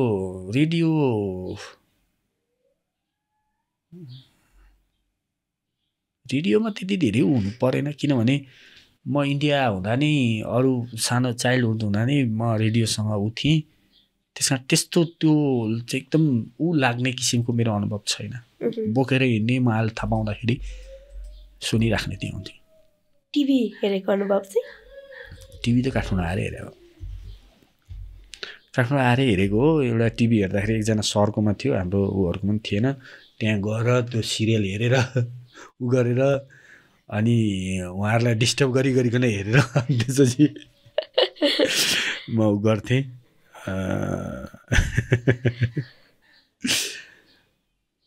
त्यो सिरियल हेर्दा ऊ गर्दाखेरिमा पनि म भित्र कलाकारिता चाहिँ जन्मिरहेको रहेछ। किनभने तपाईँ बाहिर त्यस्तो देखिनुहुन्छ जुन तपाईँ भित्र हुनुहुन्छ क्या। भित्र पहिला भित्रबाट तपाईँ कलाकार बनेपछि मात्रै बाहिर कलाकार देखिनुहुन्छ क्या। जे पनि शिक्षक भन्दा पनि पत्रकार भन्दा पनि जे गर्दाखेरि पनि त्यसले गर्दाखेरि मैले म भित्रको कलाकारिता चाहिँ सिरियल हेर्दै अनि फिल्म हेर्दै हुर्काइरहेको थिएँ। किनभने त्यतिखेर म साइकल चलाउँथेँ। शनिबार आएपछि शनिबारमा 3टा मुभी हेर्थेँ। साइकल रेडियो यस्तो कि हलमा गयो, बिहान नेपाली फिल्मको सो अलिक छिटो हुन्थ्यो, त्यो गऱ्यो, त्यहाँदेखि एउटा हलबाट अर्को हलमा साइकल तुफान कुद्यो, अनि फेरि ऊ गरेर तपाईँको बिहान दिउँसो बेलुकाको सो गरेर 3टा, त्यतिखेर त 3टा बाहेक अरू हुँदैन थियो। त्यसरी फिल्म हेर्थेँ। एक दिनमै 3टा फिल्मसम्म हेर्नु भएको छ हलमै गएर। त्यसरी नै होइन 3टा कि 4 पनि हेरेँ कुनै दिन त। त्यो समय भ्याउँदाखेरि त्यो एउटा हलबाट अर्को हलमा जानलाई, तर हेर्ने। पहिलो पटक जागिर खाँदाको अनुभव के थियो? यहाँको पहिलो जागिर?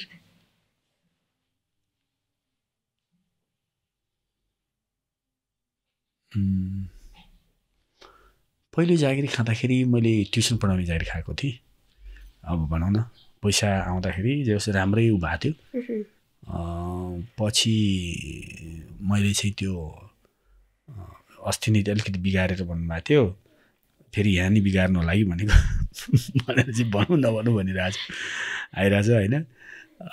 पछि जब म कलाकारितामा लागिसकेपछि चाहिँ मैले पत्रिकाको साइकल बोय हुन्छ नि, बिहान त्यही मतलब बेच्दै हिँड्ने होइन कि त्यो ग्राहकहरूको चाहिँ पुर्याइदिने त्यो जब गरेको थिएँ मैले।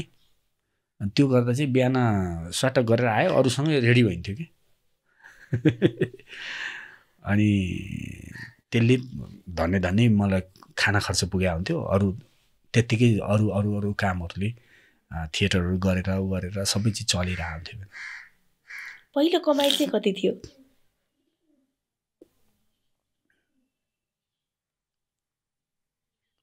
2850 रुपियाँ हो कि त्यति कति पाएको थिएँ मैले। 50 रुपियाँ जस्तो लाग्छ, हो कि 75 रुपियाँ हो, मलाई त्यो पछाडिको चाहिँ कन्फ्युज भयो। त्यस्तै कति थियो। के गर्नुभएको थियो त्यो पहिलो कमाइ चाहिँ? त्यो त बिर्सेँ। लिएर गएर भाउजूलाई दिएँ कि के गर्ने मैले त्यतिखेर थाहा छैन। यादै छैन। जिन्दगीमा हुन्छ नि एकदमै दुःख परेर आँसु झरेको छेड? दुःख परेर त्यस्तो रूपमा मलाई त्यो दुःखमा पनि म आनन्द लिन्थेँ क्या। मलाई त्यो दुःख परेर सबै त्यो हुने भन्ने चाहिँ हुँदैन थियो मलाई। म चाहिँ त्यो साधना जस्तो हुन्थ्यो मेरो लागि चाहिँ। त्यो धेरैले चित्त दुखायो भने नि त्यसमा म सङ्कल्प गर्थेँ क्या। अनि त्यसरी त्यसले मलाई त्यस्तो विक्षिप्त चाहिँ बनाएर त्यसले मलाई एउटा मोटिभमा चाहिँ लग्यो क्या हरेक क्षणमा। पहिलोपटक प्लेन चढ्दाको अनुभव? यो चाहिँ छ। पहिलोपटक म प्लेन भन्दा नि हेलिकप्टर चढेको थिएँ। हेलिकप्टर चढ्दाखेरि त्यतिखेर म क्यामराम्यान भइसकेको थिएँ, क्यामेराले खिच्दै गएको थिएँ। त्यही हो। पछि प्लेन त त्यसको जाने 2-3 वर्षपछि गर्दै चढेँ प्लेन। अलिअलि डर चाहिँ लागेको थियो, तर म त्यो खिचिरहेको उसमा जाँदाखेरि मलाई त्यस्तो डरै फिल भएन। सुरुको त आनन्द म इन्जोय गरेँ। त्यो अर्कोचोटि प्लेनै चाहिँ चढ्दाखेरि चाहिँ कस्तो चाहिँ भएको थियो, तर त्यस्तो केही भएन। पछि यसो हेऱ्यो हिमाल सिमाल देखिन थालिसक्यो, यहीँ त रहेछ नि भने जस्तो फिल भयो। त्यस्तो केही भएन। क्यामराम्यान पनि हुनुभयो? मैले स्क्रिप्ट पनि लेखेँ, क्यामराम्यान पनि भएँ, एडिटर पनि भएँ, डाइरेक्टर पनि भएँ, एक्टर पनि भएँ, सबै भएँ। अहिले पनि गर्न सबै आउँछ। तर मैले पछि चाहिँ यो धेरै चिज भयो भनेर अझ मैले 200 वटा जति त बिहे खिचेँ मैले। अनि पछि मान्छेले चिन्न थालेपछि छोडिदिएँ। मान्छेले जब चिन्न थाले नि तपाईँलाई फलाना ठाउँमा देखायो भनेपछि चाहिँ अनि अस्ति भर्खर पनि एउटा लोन हजुरले गर्दै नै पर्छ भनेर यति धेरै फोर्स गर्नु प्लिज म गर्दिनँ छोडेँ। अब पुराना केही देशमा घटेका घटनाहरूको सम्झना गरौँ होइन। सशस्त्र द्वन्द्वलाई कसरी सम्झिनुहुन्छ अहिले? त्यो चाहिँ के भने मेरै साथी क्लासमेट साथीहरू पनि जानुभएको थियो होइन। मेरो 53 सालको एसएलसी 52 सालमै हो त्यो भएको। हामी 10 मा पढ्थ्यौँ, त्यतिखेरैदेखि नै ऊ भएको थियो। एक किसिमको झड्को स्थिति आउला जस्तै थियो क्या हाम्रो उसमा पनि। पछि साथीहरू जानुभयो, तर मलाई चाहिँ त्यस्तो केही डर लागेन है त्यतिखेर, किन जम्मै साथी जस्तो लाग्थ्यो। अब त्यतिखेर हामीसँगै पढेका साथीहरू पनि द्वन्द्वकालमा धेरैले आफ्नो ज्यान गुमाउनु भयो होइन। तिनीहरूप्रति नमन पनि छ मेरो। पछि काठमाडौँ नै भयो, त्यसले मलाई खासै त्यस्तो केही असर गरेन। राजपरिवार हत्याकाण्ड त्यो बेलामा चाहिँ म सिनामङ्गलमा त्यो एयरपोर्टको यतापट्टि थिएँ। ठक्क त्यहाँबाट गर्दाखेरि टुटु रेडियो सुन्ने, टुटु मात्रै गऱ्यो। अनि त्यसपछि धेरै पछि चाहिँ राजा मरे रे के गरे भने हल्ला आयो। त्यो चौरमा थिएँ म, चौरमा यतापट्टि अरूहरूले कुरा गरेको। अनि त्यसपछि त्यहाँबाट के भएछ भनेर अझ गऱ्यौँ। अनि त्यसपछि त्यतिखेर त्यो बिबिसीहरू के हेर्ने भनेर चाहिँ गरेको मलाई याद छ। अनि त्यसपछि एक पछि त सबै मान्छेहरू मुडुला देखिन थाले, म नि कपाल काटौँकै भने जस्तो लाग्थ्यो, तर काटिन। त्यो मान्छेहरूले हाम्रो राजा प्राणभन्दा प्यारो छ भनेर आन्दोलन गरेको, मतलब भनेको त्यो स्वस्फूर्त रूपमा निस्केको त्योहरू याद हुन्छ मलाई पुरै। 62-63 आन्दोलन, 62-63 आन्दोलनमा त म धन्नै गोली लाग्थ्यो भन्दा नि हुन्छ हामीलाई नि। यहाँ यो गुरुकुलमा चाहिँ हामी त्यो गर्दाखेरि गएको थियौँ, पुलिसले खेद्यो गर्यो। अलिकतिले चाहिँ यतापट्टि हामी भाग्दै गयौँ। त्यतिखेर हाम्रो मनोज दाईहरू लगायत अरूहरूलाई चाहिँ पक्रेर पनि लगाएको थियो। धन्नै खुट्टा मान्छे थियो। भाग्यौँ गऱ्यौँ। अब आन्दोलनमा चाहिँ यताउता निस्किने गर्ने चाहिँ गरेका थियौँ। राजा हट्दाको दिन जब राजतन्त्रै हट्यो, राजै हटाइयो नि, त्यतिखेर मलाई कुनै केही भएन। मलाई चाहिँ त्यो राजा हट्नु र नहट्नुमा म त टिभीबाट हेरिरहेको थिएँ, त्यो गर्दै गएको। मैले त्यसले केही असर गरेन, किनकि यो हट्छ भन्ने मलाई त्यतिखेर सामान्य लाग्यो। त्यो चाहिँ यसैको लागि यत्रो भाषा हटाएरै छाड्छन्, हट्छन् लागेको थियो मलाई, त्यस्तो केही लागेन। नाकाबन्दी हुँदाको छेड, नाकाबन्दी हुँदाको छेडमा चाहिँ के भएको थियो, ग्यास नपाएर बडा दुःख पाएको थिएँ मैले।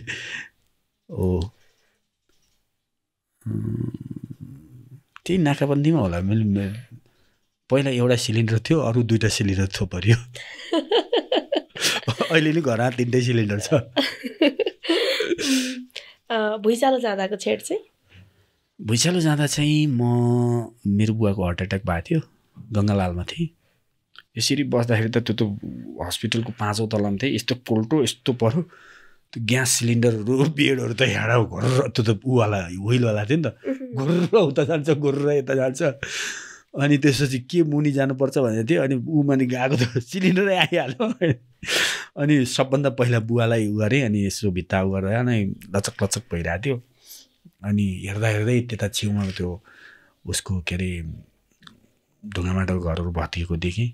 त्यहाँबाट तल आइयो हस्पिटल, तल चोरमा आएर त्यही चोरमै बसेको श्रीमतीलाई बच्चाबच्चीलाई पनि बोलाएर त्यही चोरमै सुत्यौँ हामी। गङ्गालालको प्राङ्गणमा बित्या थियो। मेरो छोरीले पहिलोचोटि हिँडेको पनि त्यहीँ हो।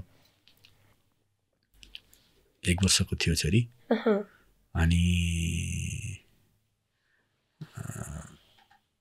त्यसरी नै बित्यो। अनि त्यसपछि त्यहाँबाट धरारा पनि छैन रे, के पनि छैन भन्ने त्यो थियो। एकछिनपछि कति पत्रकारहरू आइपुगे, त्यहाँ खिच्न थाले, के गर्न थाले, त्यही माहौल सम्झिन्छु म।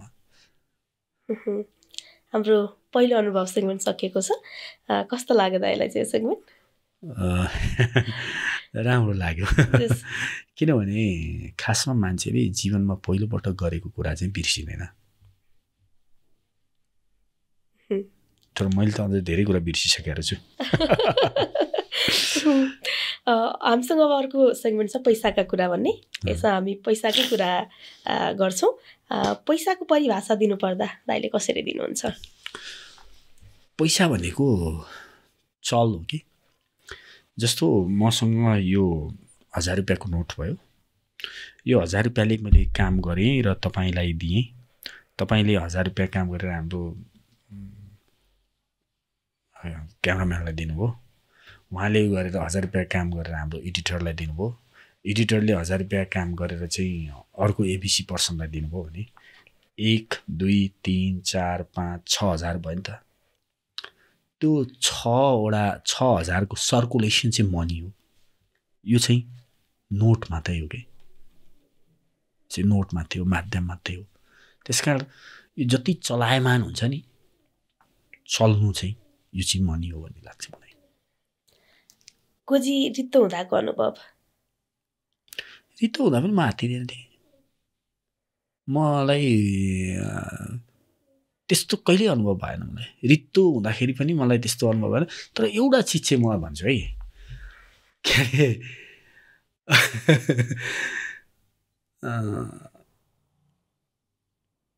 इन्टर पढ्दा हो होइन एक दिन त्यो स्टोभ बाल्नलाई सलाइसक्यो होइन पैसा हामी कतै पनि छैन 1 रुपियाँ पर्थ्यो त्यतिखेर सलाइलाई पल्लो कोठामा माग्नलाई पनि माग्न भनेपछि कसैसँग नमाग्ने त्यो दिन त्यति सुतेँ अनि भोलिपल्ट बिहानै हिँड्दै सिनामङ्गलसँग दाइ भाउजूसँग पुगेँ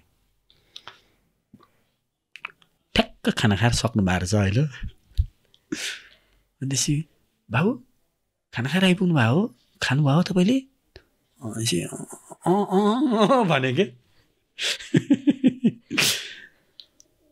अनि त्यहाँ खाना अनि ऊ भाउजूले त्यो बासी नराख्ने कि अनि एकछिनपछि यति त्यो भात अनि मासु पनि पकाउनु भएको थियो अलिकति ऊहरू थियो त्यो उरिदिनु भयो कि खाइसकेँ भनेको छु होइन खाइसक्यो भने त म खान्छु भनेर के भन्नु अनि ठ्याक्क भोको बसेको त्यही 2 छाक मात्रै हो मलाई याद भएको अरू त्यस्तो भएन कसैलाई सापट्टि दिएर फिर्ता लिन बाँकी त्यो छ कि छैन त्यो त धेरै छ तर मैले तिर्न पनि बाँकी छ सापट्टि ल्याएका पनि धेरै बाँकी छ त्यो त हुन्छ नि तर मैले लिनुपर्ने चाहिँ म माग्दिनँ किन होइन अब कतिपय कुराहरू पूर्वजन्मदेखिको पनि ऊ हुन्छ मेरो ऋण थियो होला मैले उहाँलाई धेरै टेन्सन दिएर त्यो ऊ गर्न चाहदिनँ म ठिकै छ भनेपछि त दाइसँग पैसा सापट माग्ने एकदम सजिलो रहेछ म निड बेसिसमा मात्रै हो नि अब त्यस्तो मसँग कहिले पैसै हुँदैन अब यहाँ आफ्नै ऋण तिर्न सकिरहेको छैन ऋण चाहिँ के को लागि गर्नुभएको छ होइन अब यो आफ्नै एउटा ऊ हुन्छ किनभने मेरो फ्यामिलीदेखि ऊहरू सबै धेरै बिरामी पर्नेदेखि लिएर ऊ जाँदाखेरि अप एन्ड डाउन त भइ नै हाल्छ अब भुइँचालो कोभिडले गर्दाखेरि पनि असर त गरि नै हालेँ त्यो बेलातिरका मात्रै हुन् त्योभन्दा अरू त छैन त्यो सामान्य चलेको छ कलाकारिता पेसामा लागिसकेपछि यो पेसाबाट मात्रै हालसम्म कति जति कमाए जस्तो लाग्छ भाइ यसो अनुमान गर्दाखेरि मैले यत्रा धेरै दर्शक कमाएको छु अङ्कमा होइन मैले धेरै मनहरू कमाएको छु धेरै जीवनहरू कमाएको छु धेरै साथीहरू कमाएको छु यो नै हो मेरो सम्पत्ति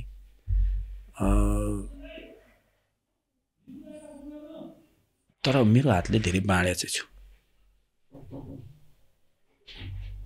केका लागि जस्तो हुन्छ नि बाँड्ने पनि अब जस्तो होइन मैले काम लिएर धेरै कलाकारहरूलाई बाँड्न चाहिँ मैले धेरै नै बाँडेको छु कति जति चाहिँ बाँड्नु भयो होला खै अब त्यो त हिसाबै गर्नुपर्छ अहिले मासिक आम्दानी चाहिँ कति हुन्छ दाइको एभरेजमा कति जति हुन्छ होइन चलेको छ 2टा छोराछोरीलाई स्कुल पढाएर घरमा दाल चामल खानु पुगेको छ त्यो अरू कुनै सेभिङ छैन केही छैन यत्रो समय जस पछिल्लो समय छोटो समय कलाकारितामा लागेर पनि घर घडेरी जोडेको होइन समाचारहरू आउँछन् सुनिन्छ किनकि पब्लिक फिगर भएपछि त त्यो सबै फ्ल्यास हुन्छ नि त के छ दाइको चाहिँ किनकि छैन मेरो त्यस्तो केही छैन कहीँ जोडिएको गरेको केही छैन म अहिले जस्तो छु हिजो नि त्यस्तै थिएँ आउला त्यो पनि समय आउला तर म त्यति धेरै हतोत्साही हुँदैन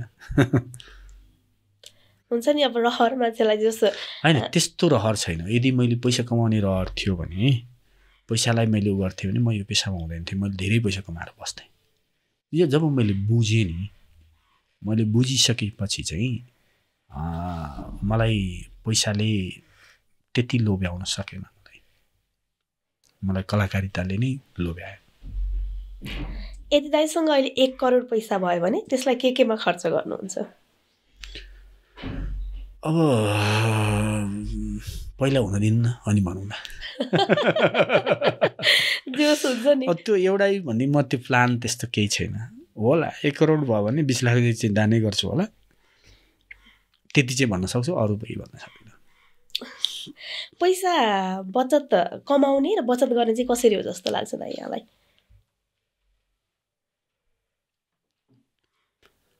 बचत भने केलाई बचत मान्ने मैले अघि तपाईँलाई भने नि पैसाले पनि कमाउने नसक्ने कुराहरू हुन्छ नि त्यो कुराहरू मैले कमाइरहेको छु नि त अमूल्य छन् ती कुराहरू मेरो लागि त्यही नै हो कमाइ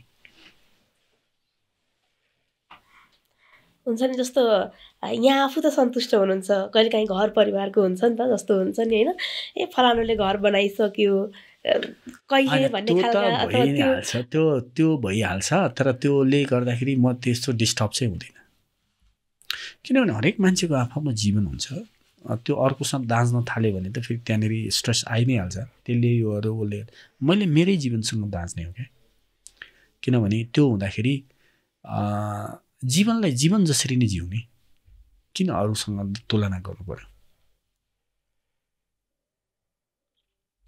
जे छ त्यसैमा रमाउन मजाले सिक्नु भएको छ पैसा बचत गर्ने सही तरिका चाहिँ के हो जस्तो लाग्छ दाइ यहाँ जस्तो अहिले पछिल्लो समय घर घडी जोड्ने सम्पत्ति यो त म्यानेजमेन्ट पढेकाहरू अनि धेरै घर के अरे बचत गरेर चाहिँ पैसा कमाएकाहरूलाई सोध्नुपर्छ यो रङ क्वेसन हो मेरो लागि जस नर्मली पैसा भयो भने चाहिँ होइन ब्याङ्कमै सेभ गरेर राख्नु ठिक हो जस्तो लाग्छ अथवा घर गहना जोड्नु अथवा घर घडेरी जोड्नु चाहिँ उचित हो जस्तो लाग्छ यहाँलाई होइन मलाई त के लाग्छ भने जहाँनिर आवश्यकता छ त्यहाँनिर खर्च गर्नुपर्छ त्यो पैसालाई मैले रिजर्भ राख्दिएँ भने धेरैको चाहिँ नचल्न सक्छ क्या किनभने यो त सर्कलमा हो नि त पैसा भन्ने त चल हो नि त अघि मैले जसरी तपाईँलाई भने त्यो एक ठाउँमा गएर चल्न बन्द भयो भने अनि अर्कोतिर असर गरिरहेको हुन्छ त्यसले गर्दाखेरि मेबी फिल्मै बनाउँथेँ कि मैले अथवा सिरियल बनाउँथेँ फिल्म बनाउँथेँ होला अरू अर्कोतिर उतिर त्यसरी घर जग्गा त्योतिर मेरो दिमाग जाँदैन थियो म मेरो कामलाई सहज बनाउनेतिर नै मेरो ध्यान जान्थ्यो पैसाका कुरा सेगमेन्ट पनि सकिएको छ दाइले अलि त्यति धेरै जस खुलेर भन्नुभयो जस्तो लागेन पैसाका खुलेरै भने त मैले अब हामीसँग अन्तिम सेगमेन्ट छ मनका कुरा भन्ने म केही शब्दहरू दिन्छु मनैदेखि त्यसलाई दाइले परिभाषित गर्नुपर्ने हुन्छ आमालाई सम्झेर परिभाषित गर्नुपर्दा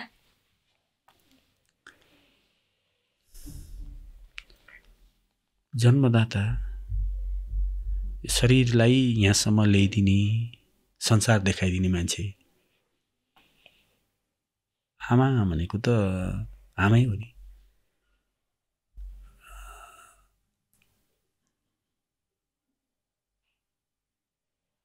शब्दै छैन जस्तो लाग्छ क्या मलाई आमालाई परिभाषा गर्ने जसले प्राण दिनुहुन्छ शरीर दिनुहुन्छ दान गर्नुहुन्छ हामीलाई र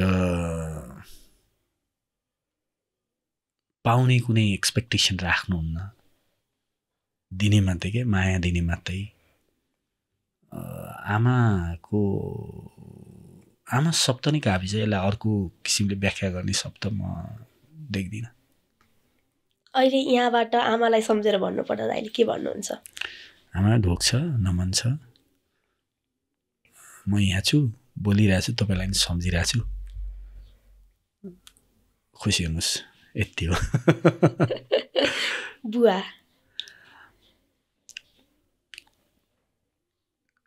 बुवा चाहिँ अलिकति विकास गर्न सिकाउने, अलिकति राजनीति गर्न सिकाउने, अलिकति आफ्नो खुट्टामा उभिन सिकाउने हुनुहुन्छ क्या। जस्तो सबभन्दा पहिला के खाइस् भनेर आमाले भन्नुहुन्छ भने बुवाले चाहिँ तैँले कमाइनस्, यसरी कमाउनु, यो गर उ गर, त्यो रूपमा चाहिँ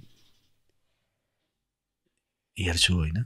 तर अब जिन दान दिनुभएको छ उहाँले, म चाहिँ उहाँकै अंश हुँ, उहाँकै अर्को रूप हो भन्ने लाग्छ। कठिन सङ्घर्ष गर्नुभएको छ मेरो बाआमाले, हुन त सबैको बाआमाले गर्नुहुन्छ। अहिले यहाँबाट सम्झेर बुवालाई केही सन्देश छोड्नु पर्दा भन्नुपर्दा? ल छिटो निको हुनुपर्छ, अलिअलि बिरामी हुन्छ। त्यही हो, खुसी हुनुहोस् भन्न चाहन्छु। सन्तान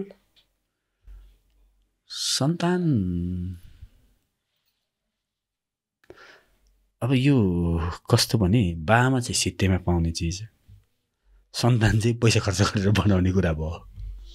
किन? अब उनीहरूलाई खुवाउनु पर्यो, हुर्काउनु पर्यो, पाउनेलाई पनि हस्पिटल लानु पर्यो, के गर्नु पर्यो, खर्च हुन्छ नि त होइन। अब त्यो लेभलको बनाउनलाई बिहे नै गर्नु पर्यो, त्यहाँ पनि खर्चै हुन्छ होइन। तर बाउ भने त यो धरती जस्तै भयो नि त, सित्तैमा पाएको कुरा भयो होइन। सन्तान भनेको आफूले बनाउने कुरा भयो र सन्तान भनेको भविष्य हो र त्यो म नै हो क्या, मेरै जिन हो, मेरै अर्को रूप हो। किनभने मेरा केही न केही चिजहरू उनीहरूसँग मिल्छन्। जस्तो हामीले बिगारेका कुराहरू सन्तानहरूले मिलाउँछन् क्या। जस्तो पल्लो घर र पल्लो घरमा बाउको झगडा छ भने छोराछोरीले चाहिँ प्रेम गरेर हिँडिदिन्छन्। प्रकृतिले ब्यालेन्स गर्छ क्या। तिमीहरू धेरै नेगेटिभ बन्दाखेरि अर्को पोजिटिभ बनेर आउँछ। त्यो सापो नापो बनाउनु पर्यो नि त। प्रकृतिले चाहिँ एकदम सुन्दर छ। बाउ आमालाई जति मैले चाहिँ रेस्पेक्ट गर्न सक्छु, छोराछोरीले मलाई त्यति नै रेस्पेक्ट गर्छन्।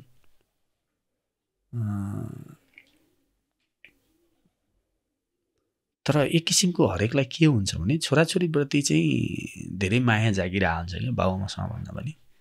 किनभने उनीहरूले भविष्यलाई चाहिँ धेरै राम्रो बनाउन खोजिरहेका हुन्छन्। तर यो ब्यालेन्स हुनुपर्छ, सन्तुलित हुनुपर्छ। जस्तो दाइले त अब हुन्छ नि कलाकारितामै लाग्नुभयो, अब यसमै जीवन व्यतीत गर्छु भन्ने बाचा गर्नुभएको छ होइन। आफ्नो सन्तान चाहिँ के बन्दी हुन्थ्यो? मलाई मेरो कुनै लक्ष्य छैन। मलाई यति छ उनीहरूलाई जे भएर जन्मिया छन् त्यही बन्दै पुग्छ मलाई। लक्ष्य चाहिँ के देख्नुहुन्छ अहिले? जस्तो हुन्छ नि नानीमा के देख्नुहुन्छ, बाबुमा के देख्नुहुन्छ अहिले? मेरो नानी चाहिँ पेन्टिङ गर्न खुबै इन्ट्रेस्ट गर्छ। बाबुले चाहिँ आजकल गिटार सितार बजाउने कुराहरू चाहिँ गरिरहेको हुन्छ। अब अहिले केही भन्न सक्दिनँ म।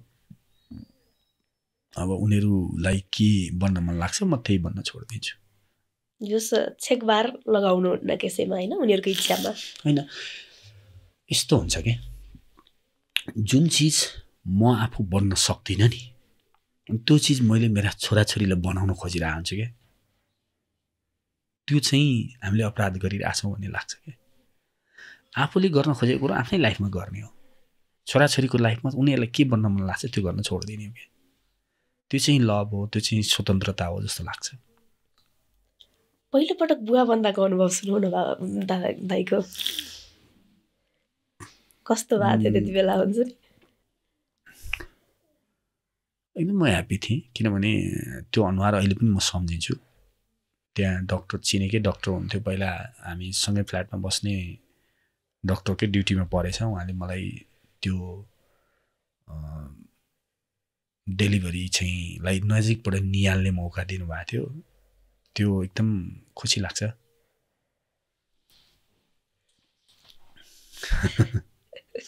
पहिलोपटक नानी पहिला भएको थियो होइन छोरी हातमा लिँदाखेरि के हुन्छ नि के चाहिँ फिल आएको थियो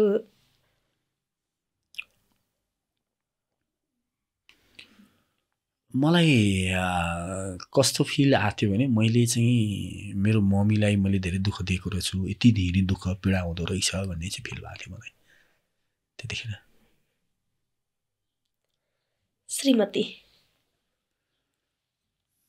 श्रीमती चाहिँ अब के भने व्याख्या गर्नुपर्दा जीवनसाथी श्रीमती जीवनसाथी परिवार परि पनि त्यही छ वार पनि त्यही छ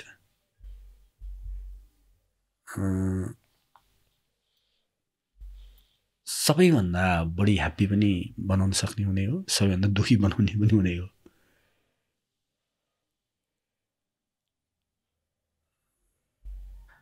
आफूलाई पूर्ण बनाउने मान्छे यति भन्न चाहे प्रेम विवाह थियो कि मागी विवाह थियो भाउजूसँग मेरो चाहिँ खासमा भन्ने नि प्रेम एकातिर विवाह अर्कोतिर भयो होइन यसलाई चाहिँ मागी विवाह नै भन्नुपर्छ प्रेम चाहिँ के कारणले छुट्याएको थियो सोरे कहानी सुनाऊ न त्यस्तो कारण केही थिएन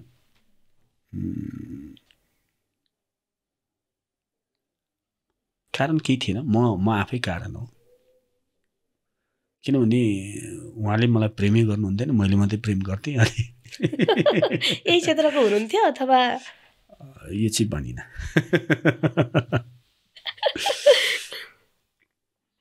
किनभने म रेस्पेक्ट गर्थेँ क्या सबैलाई मैले प्रेम गरेको मान्छेले जे चाहनुहुन्छ त्यो स्वतन्त्रता दिनु चाहिँ मैले प्रेम गर्नु हो होइन प्रेम भनेको फेरि कसैले आई लभ यु भनेको छ भने त्यो झुटो बोलिरहेछ कि प्रेम भनेको आफूमा घट्छ क्या आई फल इन लभ भन्यो भने चाहिँ विथ यु भन्यो भने चाहिँ बरु त्यो मिल्ला म भित्र नै त्यो प्रेमको केमिस्ट्री जाग्छ हर्मोन जाग्छ त्यसको स्विच चाहिँ उसँग हुन्छ क्या उसको उपस्थिति नै स्विच बनिन्छ होइन उसको नाम सम्झिँदा पनि त्यो लभ फिल हुने हुन्छ त्यस कारण त्यो लभ चाहिँ आफूभित्रै हुन्छ क्या अहिले यतिखेर उहाँलाई सम्झेर भन्नु पर्दाखेरि ट्रान्सफर्म भइसक्यो त्यो त्यसले खासै असर गर्दैन भएको नभएको त्यो लेभलबाट म माथि उठिसकेँ कि जसरी यहाँबाट सम्झेर उहाँलाई केही सन्देश छोड्नु पर्दा नो कमेन्ट जे भयो राम्रो भयो जे हुन्छ राम्रो हुन्छ भाउजूसँग चाहिँ कसरी भेट भएको थियो त मलाई यस्तो थियो म चाहिँ एउटा चिजले मलाई ड्राइभ गरिरहेको थियो हरिहर शर्मालाई हेर्थेँ दुवैजना थिएटर गर्नेहरू हस्बेन्ड वाइफ होइन सुनिल पोखरेललाई हेर्थेँ उहाँहरू सबै थिएटर गर्ने हस्बेन्ड वाइफ त्यतिखेर अनुप बराललाई हेरेँ उहाँहरूको अनुराधा म्यामसँग थियो त्यतिखेर ऊ अनि मलाई चाहिँ यो सफल हुने चाहिँ मैले थिएटरै भएको मान्छे बिहा गर्नुपर्छ भन्ने थियो मलाई अनि त्यो मेसोमा एउटा थिएटर गर्नेसँग लाई प्रेम गर्यो अर्को थिएटर गर्नेलाई बिहे गर्यो त्यति हो भएको भाउजूसँग त पहिलो भेट सम्झिउ न काठमाडौँमै भेट्यो कसैको थ्रुबाट भेट भएको थियो अथवा कामकै सिलसिलामा फेरि मागी विवाह भन्नुभयो मेरो एकजना साथी हुनुहुन्थ्यो दाइ अब त बिहा गर्नुपर्छ यसो गर्नुपर्छ भने चाहिँ म थिएटर बाहेक बिहा गर्दैन छ नि हाम्रो यो भनेर अनि उसैले चाहिँ एउटा भेट हुने माहौल बनाएको अनि भेट भएर गरेपछि त्यहाँबाट माग्नु गयो पछि अनि त्यतिकै बिहे भयो घर परिवारसँग सल्लाह त्यो खालको गर्नु म त ऊ गर्न जाँदाखेरि के अरे ल बा के गर्ने हो तपाईँ आउने हो कि के गर्ने हो भनेर सोधेँ अनि त्यसपछि मैले त मेरो भाइले पहिला बिहा गरेँ होइन अब मैले त बिहे गर्दैन कि भनेर भयङ्कर ठुलो डर रहेछ बाबालाई बाबाले त त्यसो गर्न छ ल्याइहाल भन्नुभयो बोकेरै ल्यायो जो तामझाम त्यसरी गर्नु भएन अनि त्यसो बोकेरै ल्यायो अनि लिएर गएर भित्र आयो त्यति हो अहिले हुन्छ नि सम्झिँदाखेरि बिहे चाहिँ एकदमै तामझामले गर्नुपर्ने रहेछ भन्ने खालको लाग्दैन, त्यो लाग्दैन। बिहे भनेको दुईवटा सोल हो, दुईवटा शरीरले अब बच्चा बच्ची जन्माउने। किनभने तपाईँले चाहिँ बिहेलाई चाहिँ त्यो प्रेमलाई चाहिँ एकदमै उसँग गर्नुभयो भने बच्चा बच्ची चाहिँ राम्रो हुन्छ भन्ने चाहिँ मलाई त्यो चाहिँ फिल छ। कतिले चाहिँ एउटै फिल्डको भयो भने झ्याउ हुने रहेछ त्यो भनेको पनि सुनिन्छ कि, होइन छुट्टै छुट्टै फिल्डको भयो भने ठिक हुन्छ भनेको पनि सुनिन्छ। दाइलाई चाहिँ अब त्यो लाग्यो अरूको देखेर नि, अहिले साँच्चै नै आफ्नो भोगाइबाट चाहिँ के लाग्छ, एउटै फिल्डको हुनुपर्छ अथवा यो कस्तो हुन्छ भने एउटै फिल्डको भाइहरूले यो एउटै फिल्डको हुनु हुँदैन यार, यो छुट्टै छुट्टै हुनुपर्छ भन्छन् नै। छुट्टा छुट्टै भाइहरूले चाहिँ होइन एउटै फिल्डमा कस्तो राम्रोसँग काम गरेछ भन्छन्। यो दुवै कुरा कुन एङ्गलबाट हेर्ने भन्ने कुरा हो। मलाई चाहिँ त्यस्तो लाग्दैन। तर पछिल्लो समय एकदमै धेरै यो कलाकारिता पेसामा हुनुभएका जोस हुन्छ नि, उहाँहरूको चाहिँ यो डिभोर्सका कुराहरू एकदमै धेरै बाहिर आउँछन् क्या दाइ। के कारणले चाहिँ मान्छेहरूको हुन्छ नि, दाइ त एउटा आध्यात्मिक पाटो पनि अँगालिसक्नु भएको मान्छे होइन। खासमा हामी अर्कोलाई बुझाउन खोज्छौँ, आफू बुझ्न खोज्दैनौँ कि। यदि मैले मेरो श्रीमतीलाई मैले बुझेपछि मैले त्यही अनुसार बिहेभ गर्न सक्छु क्या। नबुझेर उसलाई बुझाउन खोज्दाखेरिमा अनि त्यसपछि कन्फ्लिक्ट हुन्छ र अनि डिभोर्स हुन्छ। हरेकले श्रीमानले श्रीमतीलाई बुझ्न खोज्ने र श्रीमतीले श्रीमानलाई बुझ्न खोज्ने भने त्यो हुँदैन, त्यस्तो हुँदैन। हाम्रो सम्पूर्ण सेगमेन्टहरू सकिएको छ। ताइलाई सबभन्दा मन परेको सेगमेन्ट चाहिँ कुन? सबै मन पर्यो मलाई त। त्यस्तो केही छैन। समग्रमा कुराकानी कस्तो लाग्यो दाइ आज? ठिक छ, राम्रो छ। तपाईँले कति खोतल्न सक्नुभयो, मैले कति दर्शकहरूलाई मैले बोलेका कुराहरू, मैले जीवनमा भोगेका कुराहरूले तपाईँहरूलाई यदि जीवनमा कतै इन्सपायर गर्न सक्यो भने म आफूलाई धन्य ठान्छु। र मलाई के लाग्छ भने हामी जीवनको एउटा हिस्सा हौ। तपाईँसँग अलिकति जीवन छ, यो पानी भनौँ न, यो गिलासमा यति पानी छ, के अरे कपमा यति पानी छ, तपाईँसँग अलिकति पानी छ। यस्तै हामीले जीवन चाहिँ अलिअलि गरेर लिएका छौँ। यो ब्रह्माण्ड नै जित्दा जाग्दा छ जस्तो लाग्छ मलाई। जीवनको लेभलमा हामी सबैजना एकै हौँ। विचारले फरक होलाौँ, कास्टले फरक होलाौँ, शरीरले फरक होलाौँ, तर मनले जीवनले हामी एकै छौँ भन्ने लाग्छ मलाई। दर्शक र सर्जक पनि एकै हुनुपर्छ भन्ने लाग्छ। त्यसमा कतिले चाहिँ तपाईँ महँगर ठुलो मान्छे हुनुहुन्छ, के हुनुहुन्छ भन्नुहुन्छ। होइन, म तपाईँ जस्तै सामान्य मान्छे हो। तपाईँले जीवन जसरी जिउनु भएको हुन्छ, हामी कलाकारहरूले पनि त्यसरी नै जीवन जिएर आएको हुन्छ भन्न चाहन्छु। त्यही हो। अन्तिममा दर्शकहरूलाई केही छ ताइको भन्नु? भनिसकेन। यस्तो हो, हामी दिन रातको इकोसिस्टममा छौँ, मतलब एउटा सर्कलमा छौँ। आज तपाईँलाई अँध्यारो भयो, आज तपाईँलाई पीडा भयो, आज तपाईँलाई उ भयो भने पनि भोलि राम्रो दिन आउँदैछ। किनभने तपाईँले सत्कर्मै मात्रै गरिराख्दा पनि तपाईँ अँध्यारोमा पर्नुहुन्छ। तपाईँले नराम्रो काम गर्दा पनि कहिलेकाहीँ उज्यालोमा परेर भन्ने तपाईँलाई घमण्ड पलाएको हुनसक्छ। त्यसले गर्दाखेरि आत्तिनु हुँदैन। जीवनलाई जीवन जसरी नै जिउनुपर्छ। संसारमा दुःख भन्ने कुरै छैन क्या। तपाईँको हेराइ मात्रै हो दुःख, तपाईँको दृष्टिकोण मात्रै हो दुःख। र यो दुःख पेन भन्ने कुरा पनि एकदमै सुन्दर कुराहरू हुन्थे। यदि यो मान्छेलाई दुःख हुँदैन थियो भने मान्छेले चाहिँ यो आन्द्रा बुढी हातमा खेलाउँदै यता गर्दै के गर्दै हिँड्थ्यो होला के। मान्छे नै हुँदैन थियो क्या। हामीलाई कमसेकम मतलब एउटा सानो रोग लाग्दा पनि दुखेन भने त्यो मान्छे हस्पिटल जाँदैन कि, होइन भनेको। त्यसले हाम्रो एक्जिस्टेन्सलाई राखिरहेको छ। त्यस कारण यो काम होइन, यो काम चाहिँ गर भनेर त्यसले बाटो देखाइरहेको हुन्छ यदि तपाईँ दुःखमा हुनुहुन्छ भने पनि। त्यस कारण त्यसको सन्देश बुझेर हामी अगाडि बढ्ने कुरा, आफूलाई एनालाइसिस गर्ने कुरा हो। जीवनमा हामीले जति पनि दिन सक्छौँ दिने हो।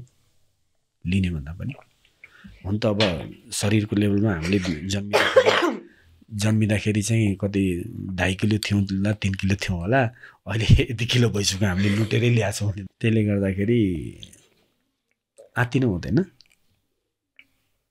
जे भइरहेछ ठिक भइरहेछ, राम्रो भइरहेछ, राम्रै हुन्छ।